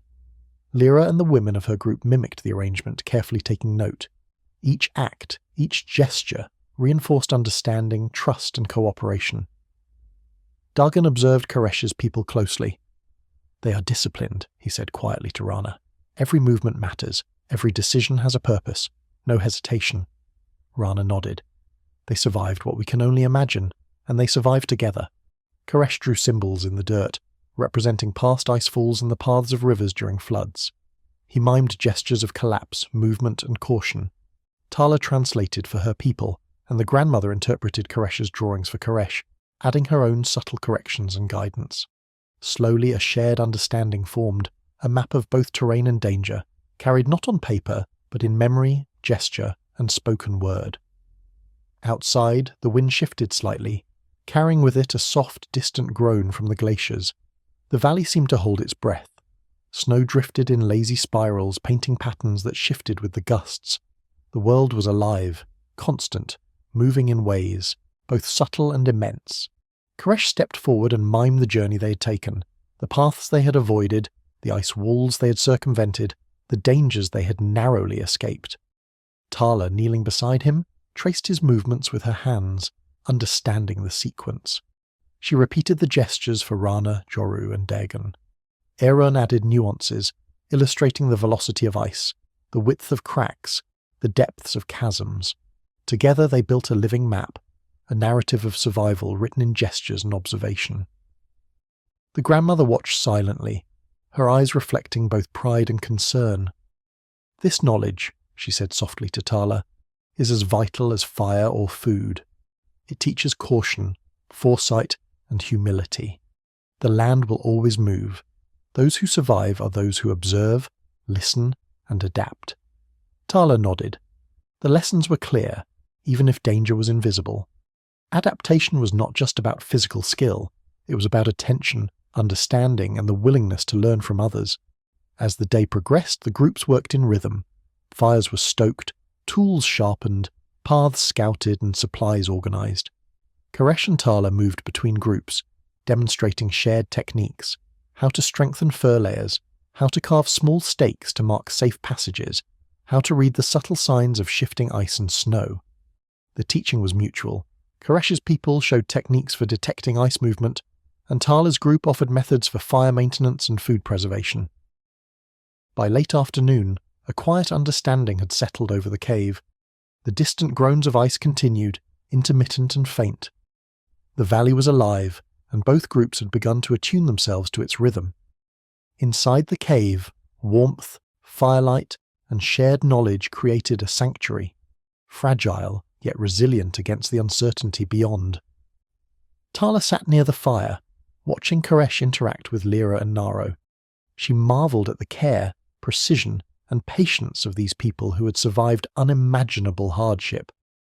And she understood, more clearly than ever, that survival in this icy world depended not only on strength or courage, but on empathy, communication, and the willingness to share knowledge across boundaries.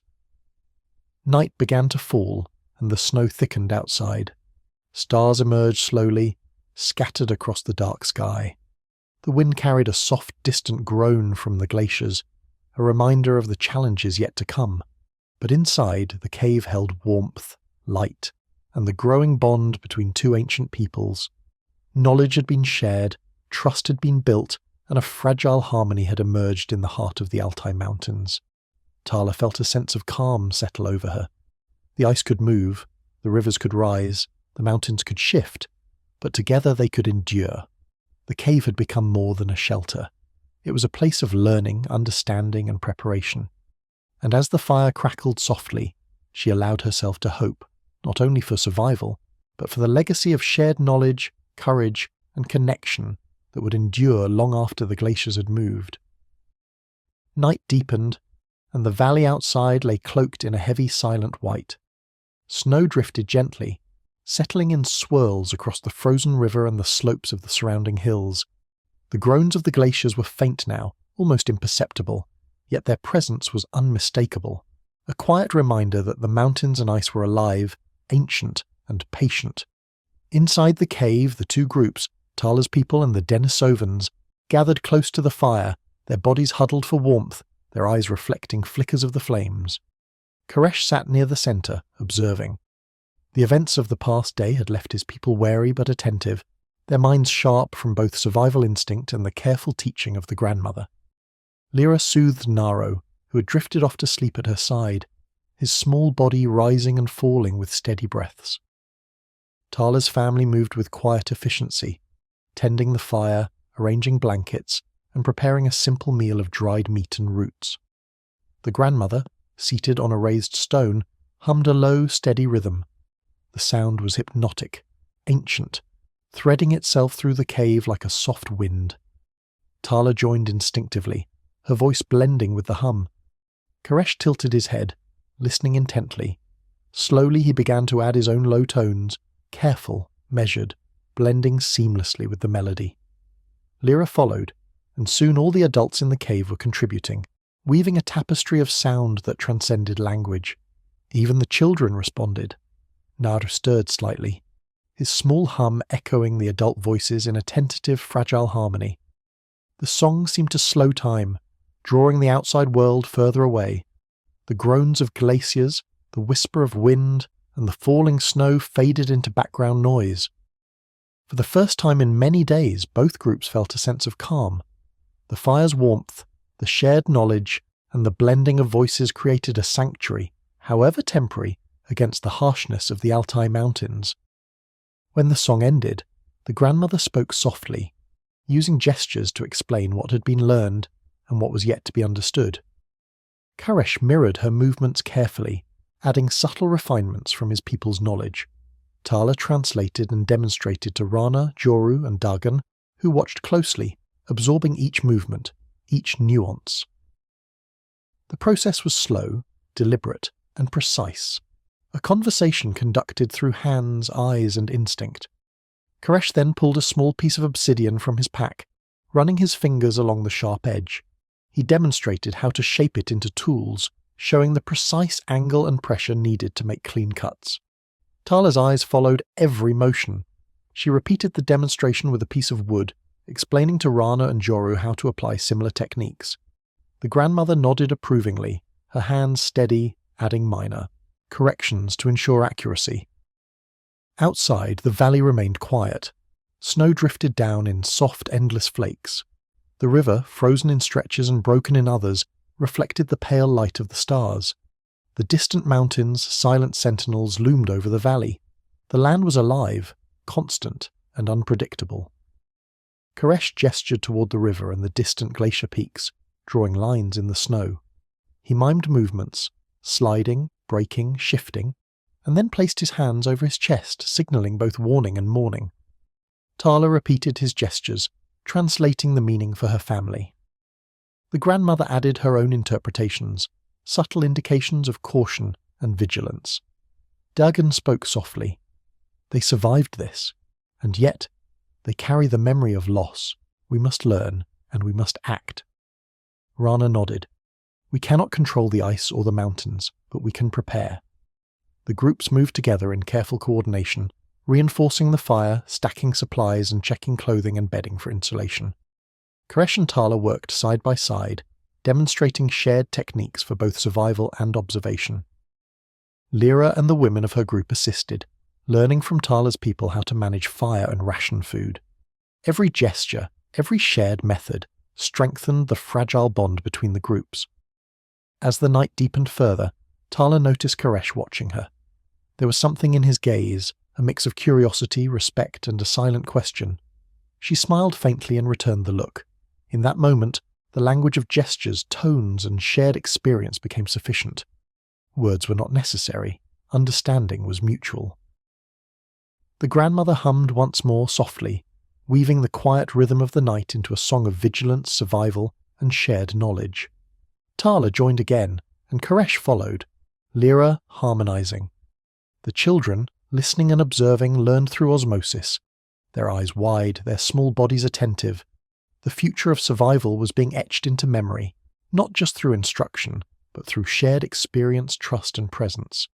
Outside, the wind shifted, carrying with it a low murmur from the glaciers.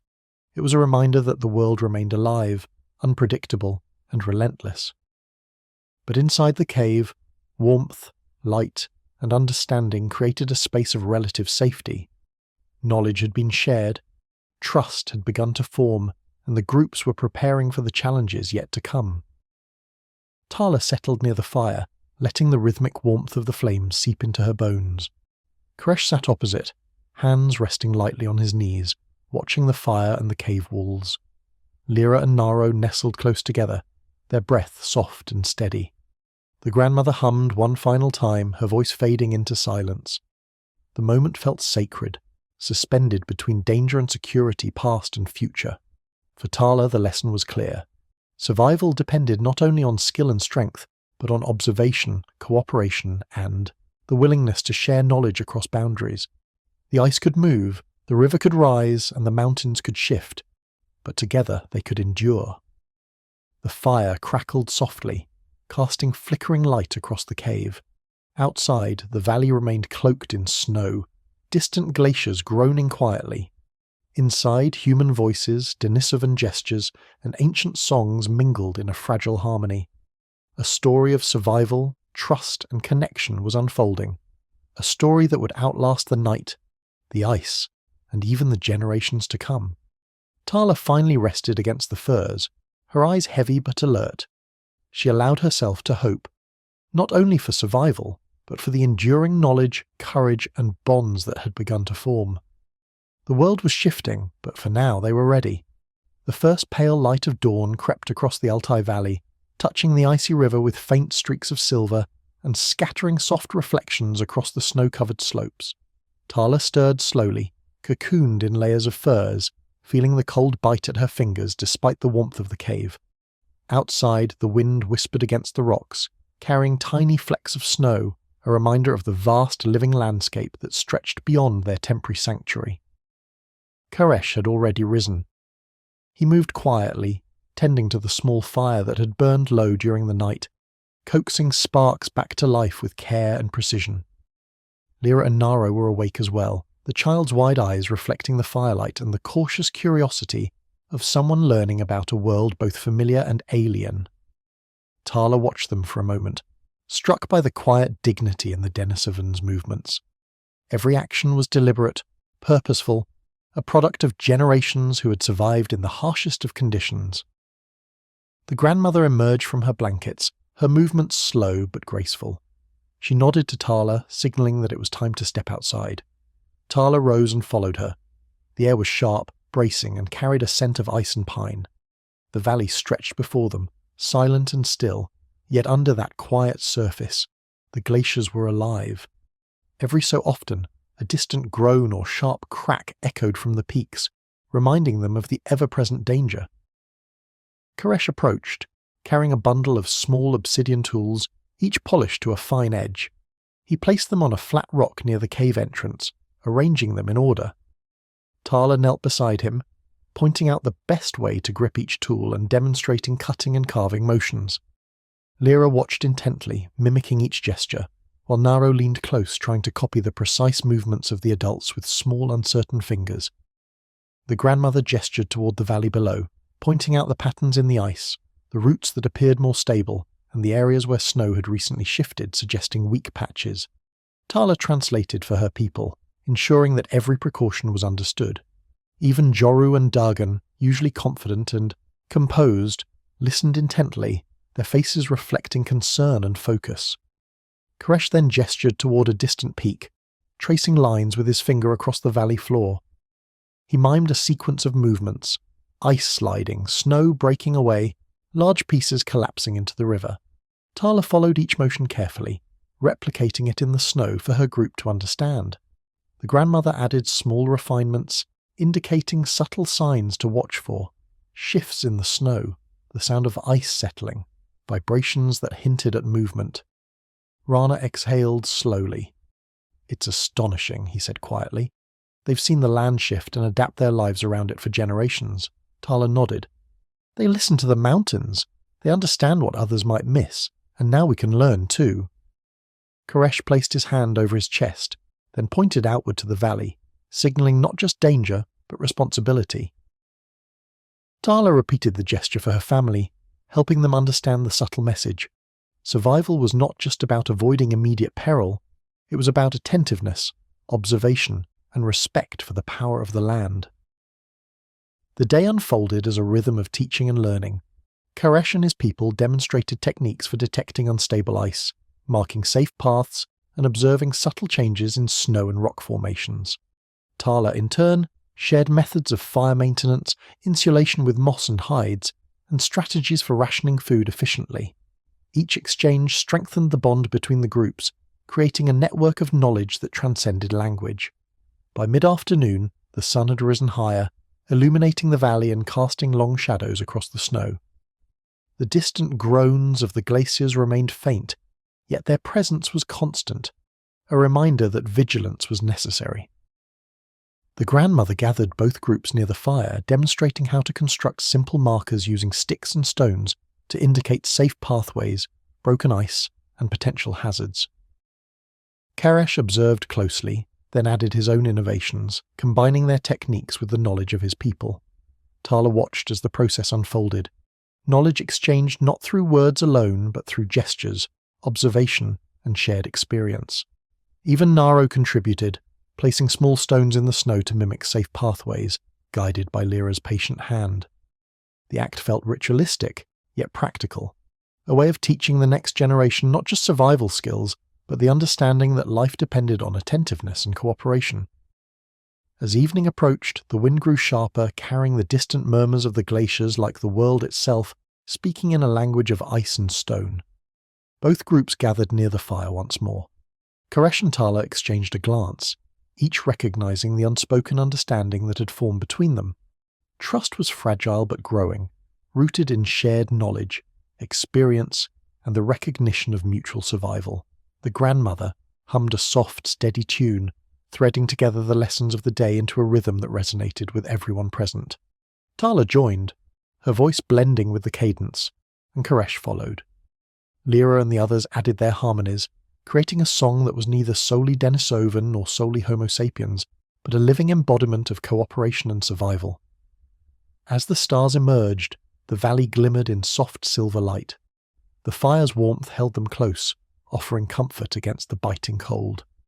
Knowledge, trust, and shared experience had created a fragile sanctuary in the heart of the Altai Mountains. The ice would continue to move, rivers would shift, and mountains would remain unpredictable. Yet for now, two peoples had learned to navigate, observe, and survive together.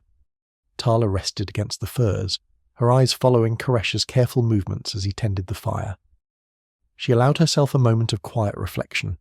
The day had taught her the importance of attentiveness, cooperation, and respect for the land. The mountains and glaciers were not enemies, they were teachers. And in listening, observing, and learning from one another, both groups had strengthened their chances of enduring whatever the world might bring. The night settled, snow drifting in gentle spirals. The fire crackled softly, and the distant glaciers murmured faintly in the dark. Inside, voices, gestures, and songs mingled, a living testament to shared knowledge, survival, and the fragile, enduring bonds between two ancient peoples. The morning sun rose slowly, spilling soft light over the icy expanse of the valley. Snowflakes still clung to the trees, the river glimmered in fragile silver ribbons, and the distant peaks stood sentinel over the landscape, silent, yet alive. Tala awoke to the faint scent of frost and the low murmur of the glaciers, a sound so subtle it felt almost imagined. Yet it lingered in her mind, a constant reminder of the precarious balance in which they lived. Koresh had already begun his morning routine.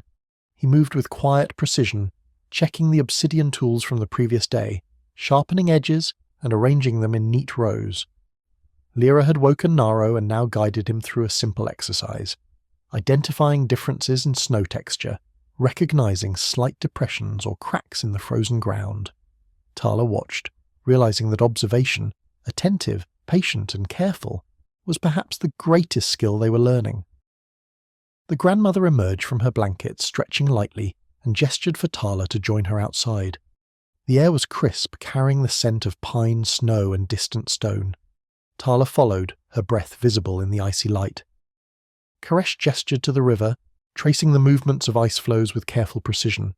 He mimed sliding, breaking, shifting, gestures heavy with meaning.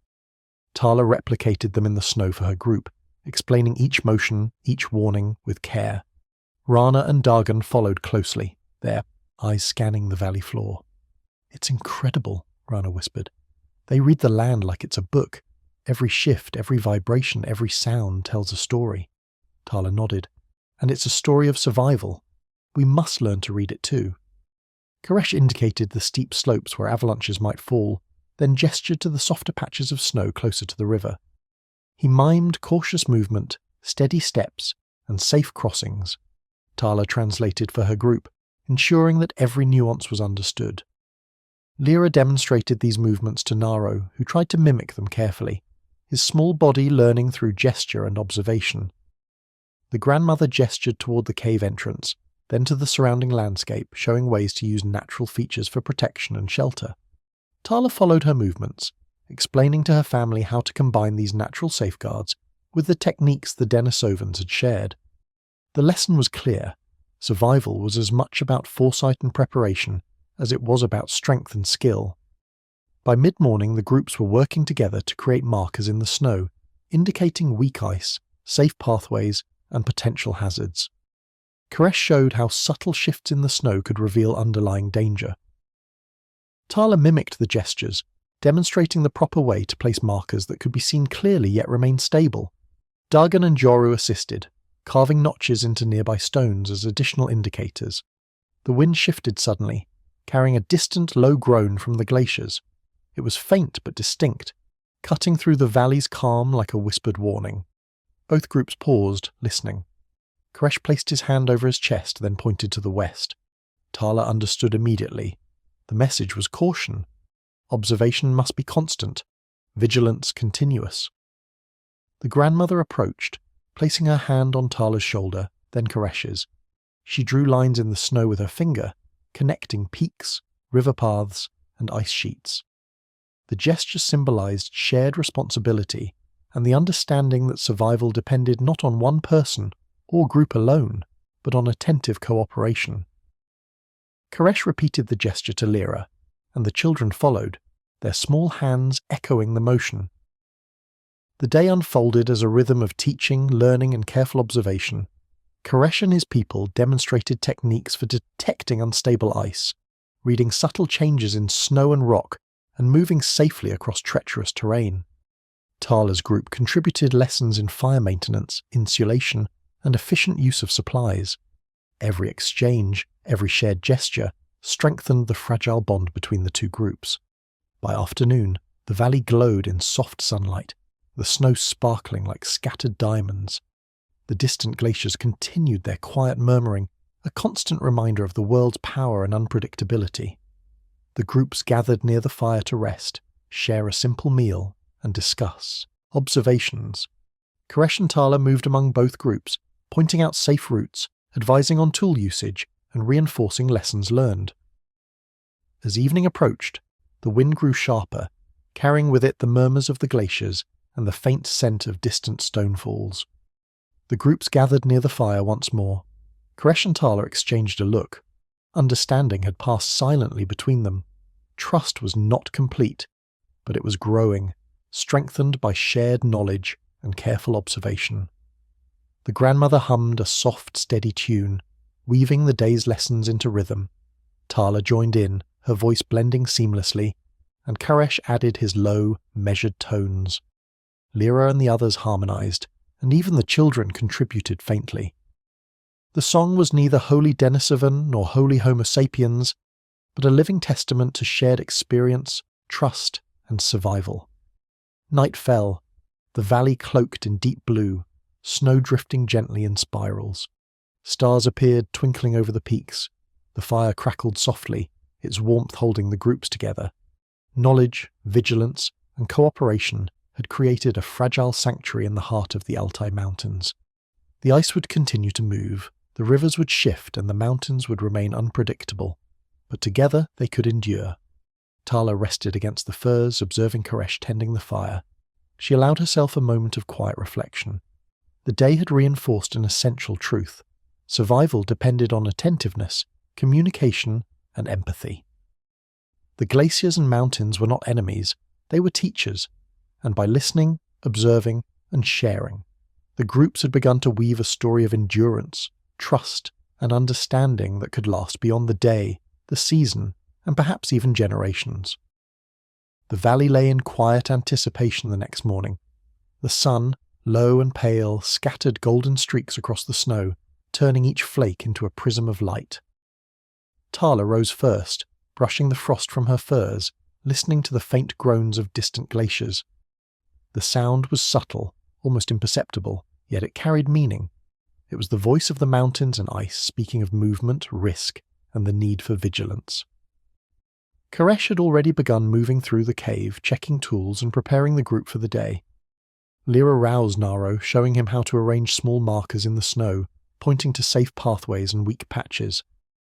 Tala followed Koresh outside, inhaling the crisp, cold air. Each breath seemed to awaken her senses, reminding her of the delicate balance of life in this frozen world. Koresh gestured toward the distant glacier peaks and the ice-flecked river below. His hands traced movements in the air, sliding, breaking, shifting, communicating danger and caution without a word. Tala replicated each motion in the snow for her family, carefully explaining the significance of every gesture. The grandmother added her subtle refinements, teaching the nuances of ice, patterns, and wind direction, ensuring that every lesson was fully understood. Rana watched closely, his eyes following the lines Koresh traced. "They see what others might miss," he whispered. "Every tremor, every shift, it's all information." Tala nodded. And the lesson is that survival comes not just from strength, but from careful attention, observation, and the willingness to learn. The morning passed in careful rhythm. Both groups practiced movement across precarious ice, marking paths and reinforcing techniques for avoiding hazards. Koresh demonstrated how to detect subtle changes in snow density, the quiet settling of ice under pressure, and the faint vibration that indicated instability. Tala translated these gestures into instructions for her people, ensuring that even Joru and Dargan, experienced hunters, absorbed the nuances. By midday, the sun had risen higher, casting long, soft shadows across the valley. The fire was stoked, and simple meals were shared: dried meat, berries, and root vegetables. Conversation was minimal. Most communication relied on gestures, demonstrations, and the shared understanding cultivated over the past days. Yet in the silence, trust was growing. Each group had begun to see the other not as strangers, but as partners in survival, bound together by knowledge and circumstance. Koresh drew a map in the snow, tracing the valley floor, river paths, and glacier edges. He mimed movements of ice collapses and potential hazards, ensuring that the Denisovans' knowledge of the land was captured and shared. Tala repeated the sequence, allowing Rana and Dargan to understand the patterns and the risks. The grandmother supplemented the lesson, pointing out subtle indicators that could mean the difference between safety and danger. The wind shifted suddenly, carrying with it the faint sound of ice grinding against rock, a low, mournful groan. Both groups paused, observing the distant peaks. Koresh placed a hand over his chest, then gestured to the valley, signaling caution and awareness. Tala mimicked the gesture for her family, reinforcing the unspoken lesson. Vigilance must be constant, observation relentless. The afternoon passed with more demonstrations of survival techniques.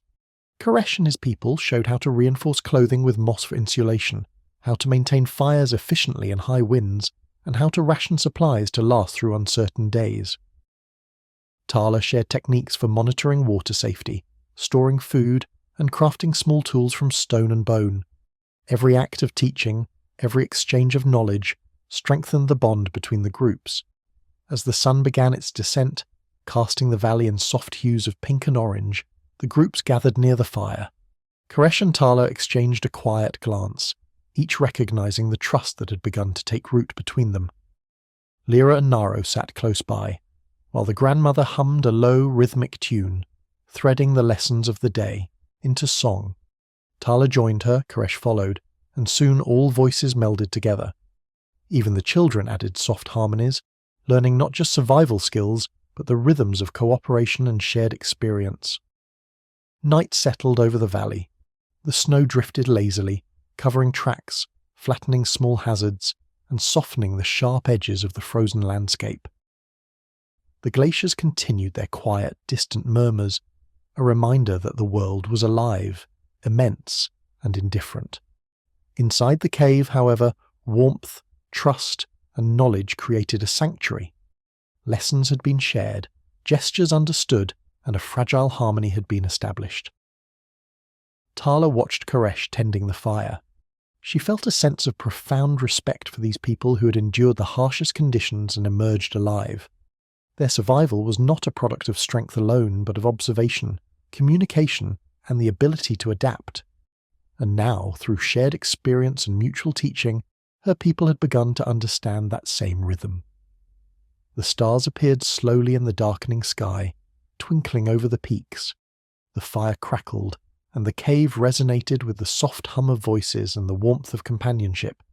Knowledge had been shared, trust had begun to take root, and a living bond had been forged between two ancient peoples. Tala allowed herself a moment of quiet reflection, understanding that survival depended not only on physical skill but on empathy, attention, and the willingness to share wisdom across generations. As the night deepened, Tala nestled into her furs, the warmth of the fire and the shared presence of Koresh, Lyra, and the grandmother comforting her. The wind whispered outside, carrying the faint groans of glaciers, but inside, knowledge, vigilance, and cooperation had created a fragile, enduring sanctuary. And in that quiet, snow-filled valley, Tala allowed herself to hope.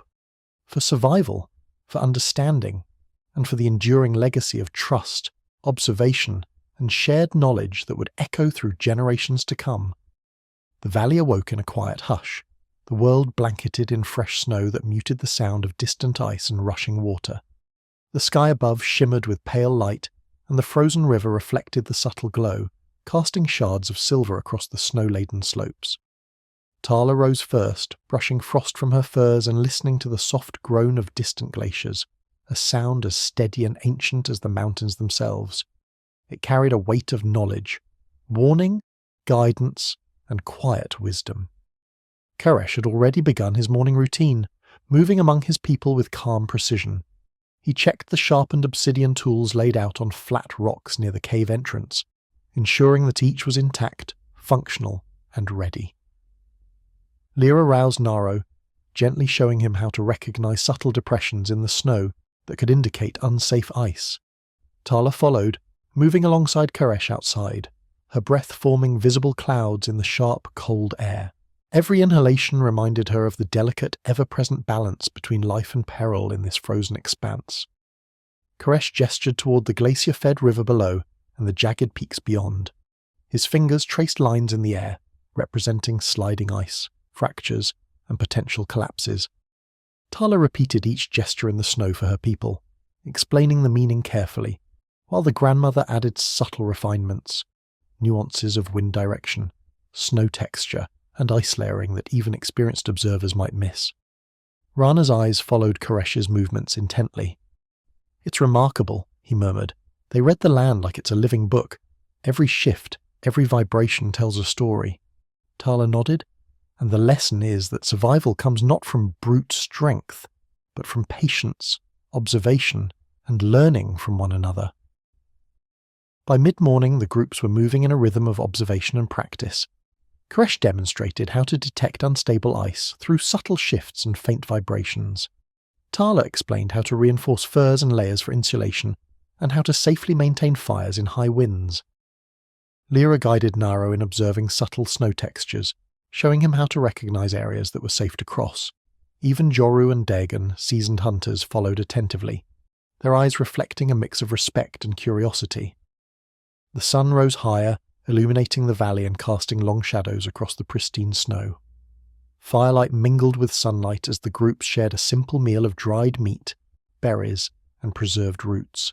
Words were few, communication relied on gestures, shared understanding, and demonstration, yet in this silence, trust was growing. Each group recognized that the other's survival knowledge was as valuable as their own, and that cooperation was essential in this fragile world. Koresh drew a map in the snow, tracing the valley floor, river paths, and the edges of glaciers. He mimed sequences of ice collapses, falling snow, and shifting terrain. Tala replicated the sequence for her group, ensuring that Rana, Dagon, and the children understood both the patterns and the caution required. The grandmother supplemented the lesson, emphasizing subtle indicators like faint cracks, wind direction, and the texture of snow beneath the feet, details that could mean the difference between safety and disaster. The wind shifted sharply in the late morning, carrying a low, mournful groan from the glaciers. Both groups froze, attentive to the sound. Koresh placed his hand over his chest and gestured to the valley, a signal of caution, vigilance, and respect for the land. Tala mirrored the gesture for her family. The silent communication reinforced the essential lesson. Observation and patience were as crucial as strength or skill. The afternoon was a blend of teaching, observing, and reinforcing skills. Koresh's people showed how to construct small markers in snow and stone, indicating safe paths, unstable ice, and potential hazards. Tala guided her people in interpreting these markers, as well as in maintaining fire and preparing food. Lyra and Naro practiced movement patterns across gentle slopes and near river edges, careful to avoid weak patches. Every exchange, every observation, and every shared gesture strengthened the bond between the groups. As the sun began its descent, painting the valley in muted oranges and purples, the groups gathered near the fire. Koresh and Tala exchanged a quiet glance, both understanding that trust had begun to take root. Lyra and Naro sat nearby, listening and observing, while the grandmother hummed a low, steady rhythm, embedding the day's lessons into song, Tala joined, Koresh followed, and the voices of the groups harmonized, creating a melody neither wholly Denisovan nor wholly Homo sapiens, but a living representation of survival, cooperation, and shared knowledge. Night settled over the valley, thick and calm. Snow drifted in gentle spirals, covering footprints and softening hazards, while distant glaciers murmured faintly. Inside the cave, warmth, trust, and accumulated knowledge created a sanctuary. Lessons had been learned, gestures understood, and bonds forged between two ancient peoples navigating a frozen world together. Tala leaned against the firs, observing Koresh tending the fire. She felt a deep respect for the people who had endured such harsh conditions and emerged alive. Their survival relied not merely on skill, but on observation, empathy, and the wisdom to learn from others. The stars emerged one by one, twinkling over the peaks, and the cave held the quiet harmony of two peoples bound by shared experience, vigilance, and trust. And as the night deepened, Tala allowed herself to hope, for survival, for understanding, and for the enduring legacy of cooperation and knowledge that would echo across generations, long after the glaciers and ice had shifted and reshaped the world. The valley woke slowly, wrapped in a soft silver dawn. Snow had fallen overnight, covering every surface in a quiet, undisturbed blanket. The frozen river sparkled faintly in the early light, its fractured surface glinting like scattered gems. The distant mountains, imposing and eternal, seemed to watch over the valley with patient silence. Tala stirred from her furs, the crisp air awakening her senses, while the faint groans of the glaciers echoed softly through the valley, a sound she had grown to understand as a rhythm of life, caution, and knowledge. Koresh had risen earlier, moving through the cave with deliberate efficiency. He inspected the obsidian tools, rearranged furs for insulation, and checked the children's bedding to ensure warmth. Lyra guided Naro, teaching him to recognize subtle differences in snow texture and the faint depressions that indicated soft or unstable ice. Tala joined Koresh outside, the wind biting at her cheeks as she inhaled the sharp, clean air. Every breath reminded her of the precarious balance of life in this frozen world. Koresh pointed toward the glacier-fed river and distant peaks. His fingers traced lines in the air, representing ice shifts, collapses, and potential hazards. Tala replicated the movements in the snow for her family, carefully explaining the meaning of each gesture. The grandmother added subtle corrections, teaching the fine points, how snow crusts could conceal dangerous gaps, how wind direction hinted at ice stress, and how tiny tremors underfoot might signal instability. Rana watched the gestures intently. "They read the land as if it speaks to them," he said quietly. "Every vibration, every movement tells a story." Tala nodded. "It's a lesson in patience and observation. Survival is about noticing the small, almost invisible signs before danger strikes." The morning unfolded as a meticulous rhythm of teaching and learning. Koresh's people demonstrated how to detect unstable ice, interpret subtle changes in snow and terrain, and traverse the land safely. Tala shared her knowledge of maintaining fire in high winds, crafting tools, and rationing food efficiently. Lyra practiced movements with Naro, showing him how to safely step across snow bridges and avoid weak ice. Even the adults, seasoned hunters, followed closely, realizing that the combined knowledge of both groups enhanced their own survival strategies. By midday, the valley glowed under soft sunlight. The fire crackled and a simple meal of dried meat, berries, and preserved roots was shared. Words were few. Communication relied on gestures, observation, and shared understanding. Yet the silence carried trust. Each group recognized the other's value, their shared knowledge creating a fragile network of survival. Koresh drew lines in the snow, mimicking the routes the groups had traveled and potential hazards ahead. Tala traced the gestures for her family, adding context and interpretation. The grandmother supplemented the lesson, highlighting subtle signs like faint cracks, snow density, and wind patterns that could indicate danger. Every detail mattered in a world shaped by ice and movement. A gust of wind shifted suddenly, carrying the low groan of glaciers through the valley. Both groups paused, alert and silent. Koresh placed his hand over his chest, then gestured toward the valley, an unspoken command of caution and awareness. Tala repeated the gesture for her family. This silent communication reinforced an essential truth. Observation and vigilance were as vital as skill and strength. The afternoon continued with demonstrations of survival techniques. Koresh and his people constructed small markers in snow and stone, signaling safe paths and hazardous areas. Tala guided her family in interpreting the markers, reinforcing lessons on fire maintenance, tool care, and food preservation. Lyra and Naro practiced moving across gentle slopes, learning to sense the subtle shifts beneath their feet. Every shared gesture and observation strengthened the bond between the groups, knitting them into a cohesive, cooperative unit. As the sun began its descent, the valley transformed into a canvas of soft pinks and purples. Both groups gathered around the fire once more. Koresh and Tala exchanged a quiet glance, a mutual recognition of trust and shared purpose. The grandmother hummed a low, steady rhythm, embedding the day's lessons into a melodic memory. Tala joined her, Koresh added his deep, steady tones, and Lyra and the others harmonized. Even the children contributed faintly, absorbing lessons of survival, trust, and cooperation in a living, breathing song.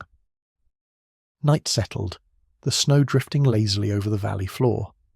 The distant glaciers murmured faintly, a reminder that the world remained immense, powerful, and indifferent. Inside the cave, warmth, understanding, and accumulated knowledge created a sanctuary. Lessons had been learned, gestures understood, and bonds forged between two peoples learning to endure a frozen world together. Tala leaned against the firs, watching Koresh tending the fire. She felt deep respect for a people who had survived unimaginable conditions and emerged alive. Their survival relied not merely on strength or skill, but on careful observation, empathy, and the wisdom to share knowledge. The stars appeared, twinkling over the peaks, as the cave filled with quiet harmony, a testament to trust, cooperation, and enduring understanding. And as the night deepened, Tala allowed herself to hope, for survival, for learning, and for the legacy of knowledge and trust that would carry across generations, long after glaciers had shifted and reshaped the world. The next morning, the valley lay bathed in a soft, muted light. The snow glimmered faintly under the pale sun, and the frozen river stretched like a ribbon of silver across the slopes. The distant peaks, jagged and majestic, loomed quietly, their presence both protective and intimidating. Tala stirred from her furs, feeling the cold air bite gently at her cheeks. She could hear the faint groans of glaciers in the distance, subtle vibrations that seemed almost like the heartbeat of the mountains themselves. Koresh was already awake, moving with careful efficiency. He inspected the obsidian tools laid out neatly on flat rocks, ensuring that each was intact and ready for use. Lyra had roused Naro, teaching him how to sense subtle changes in snow texture that indicated weak ice. Tala joined Koresh outside, the crisp air invigorating her. She watched his movements with growing respect, the precision, patience, and awareness of a people who had survived in one of the harshest environments on Earth for generations. Koresh pointed toward the glacier-fed river and the distant peaks. His hands traced lines in the air representing ice shifts, fractures, and potential collapses. Tala replicated the gestures in the snow for her family, carefully explaining their meanings. The grandmother added her own nuances, how wind direction could hint at stress in the ice, how faint cracks in snow layers revealed hidden weaknesses. Rana observed closely. "It's incredible," he whispered. "They read the land like it's alive, each vibration and movement telling a story." Tala nodded. "And that story teaches patience, attentiveness, and survival. Strength alone is not enough." The morning passed in a rhythm of learning and observation. Koresh demonstrated how to detect unstable ice, read subtle snow shifts, and move safely across dangerous terrain. Tala guided her family in reinforcing clothing and fire, crafting small tools and rationing food. Lyra and Naro practiced traversing gentle slopes and riverbanks, careful to avoid weak patches. Even seasoned hunters like Jaru and Dalgan followed attentively, realizing that combining knowledge from both groups enhanced their chances of survival. By midday, the valley shimmered under soft sunlight. Fires were stoked, meals of dried meat and berries shared, and communication relied heavily on gestures, observation, and careful demonstration. Silence carried meaning, and trust between the groups deepened. Each recognized the value of the other's knowledge, and cooperation became a necessity rather than a choice. Koresh drew a map in the snow, tracing valley paths, river edges and glacier lines. He mimed movements of ice collapses and snow shifts, carefully illustrating danger zones. Tala replicated the map for her family, explaining sequences and precautions. The grandmother supplemented the lesson, highlighting small details, faint cracks, snow textures, and wind patterns that could predict imminent danger. Every small observation was crucial in a world defined by ice and unpredictability.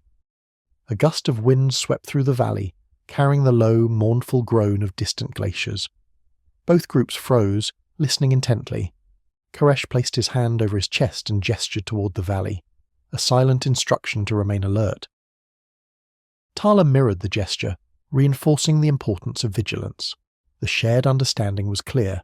Survival required constant observation and mutual support. The afternoon was spent reinforcing skills and building markers in the snow and stone to indicate safe routes and hazards. Koresh and his people demonstrated techniques refined over generations: precise placement of markers, detection of subtle shifts, and reading natural cues from ice and snow. Tala guided her people in interpreting and applying these lessons, combining them with fire, food, and tool skills she had taught her family. Lyra and Naro practiced movement patterns repeatedly, learning to trust instinct informed by observation. As the sun descended, painting the valley in soft oranges and purples, the groups gathered near the fire. Koresh and Tala exchanged a quiet glance, recognizing trust and shared purpose. The grandmother hummed a gentle rhythm, embedding the days, lessons into memory. Tala joined, Koresh added his deep tones, and Lyra harmonized. Even the children contributed softly, learning lessons of vigilance, cooperation, and survival in a living melody. Night fell, the valley cloaked in darkness and gentle snowfall. Distant glaciers murmured faintly, their presence a reminder of the world's immense power. Inside the cave, warmth, knowledge, and trust created a sanctuary. Lessons had been shared, gestures understood, and bonds strengthened between two peoples learning to endure together. Tala leaned against the firs, watching Koresh tend the fire. She felt deep respect for a people who had survived unimaginable hardships and endured. Their survival depended not solely on strength, but on observation, empathy, and the willingness to share knowledge. The stars appeared above, twinkling over the peaks. The cave was filled with quiet harmony, a living testament to cooperation, trust, and understanding. As the night deepened, Tala allowed herself to hope, for survival, for learning, and for the legacy of knowledge and trust that would carry forward long after the glaciers and ice had reshaped the world. The morning sun crept slowly across the valley, illuminating the peaks with a soft golden glow. Snowflakes, caught in the gentle breeze, drifted lazily over the frozen river, creating a scene of serene beauty that contrasted sharply with the ever-present dangers of the Altai Mountains. Tala stirred, wrapped in furs, feeling the crisp air fill her lungs. The distant groans of glaciers whispered through the valley, a reminder that the world was alive and powerful, yet patient. Koresh moved quietly among his people, inspecting tools, furs, and firewood. Lyra had already woken Naro, guiding him through exercises in careful observation and movement. Tala joined Koresh outside, watching him trace patterns in the snow, indicating safe pathways, unstable ice, and areas where avalanches might occur. Each gesture carried meaning, lessons honed over generations in a land where one misstep could be fatal. The grandmother joined them, pointing to subtle signs in the snow, soft cracks, wind-blown drifts, and tiny debris that suggested recent movement. She gestured to Tala and Koresh, blending her knowledge with theirs, creating a rich tapestry of understanding. Tala repeated the gestures for her family, ensuring that every nuance was understood. Rana, observing from nearby, whispered, "They have mastered survival, not by brute force, but by listening to the ice, the wind, the earth. They have patience, awareness, and respect for the world." Tala nodded. "And now, we are learning to listen too. Survival is about observation, understanding, and cooperation." The morning passed in careful, deliberate activity. Both groups reinforced knowledge from previous days, marking pathways, reading ice shifts, and practicing movement across treacherous terrain.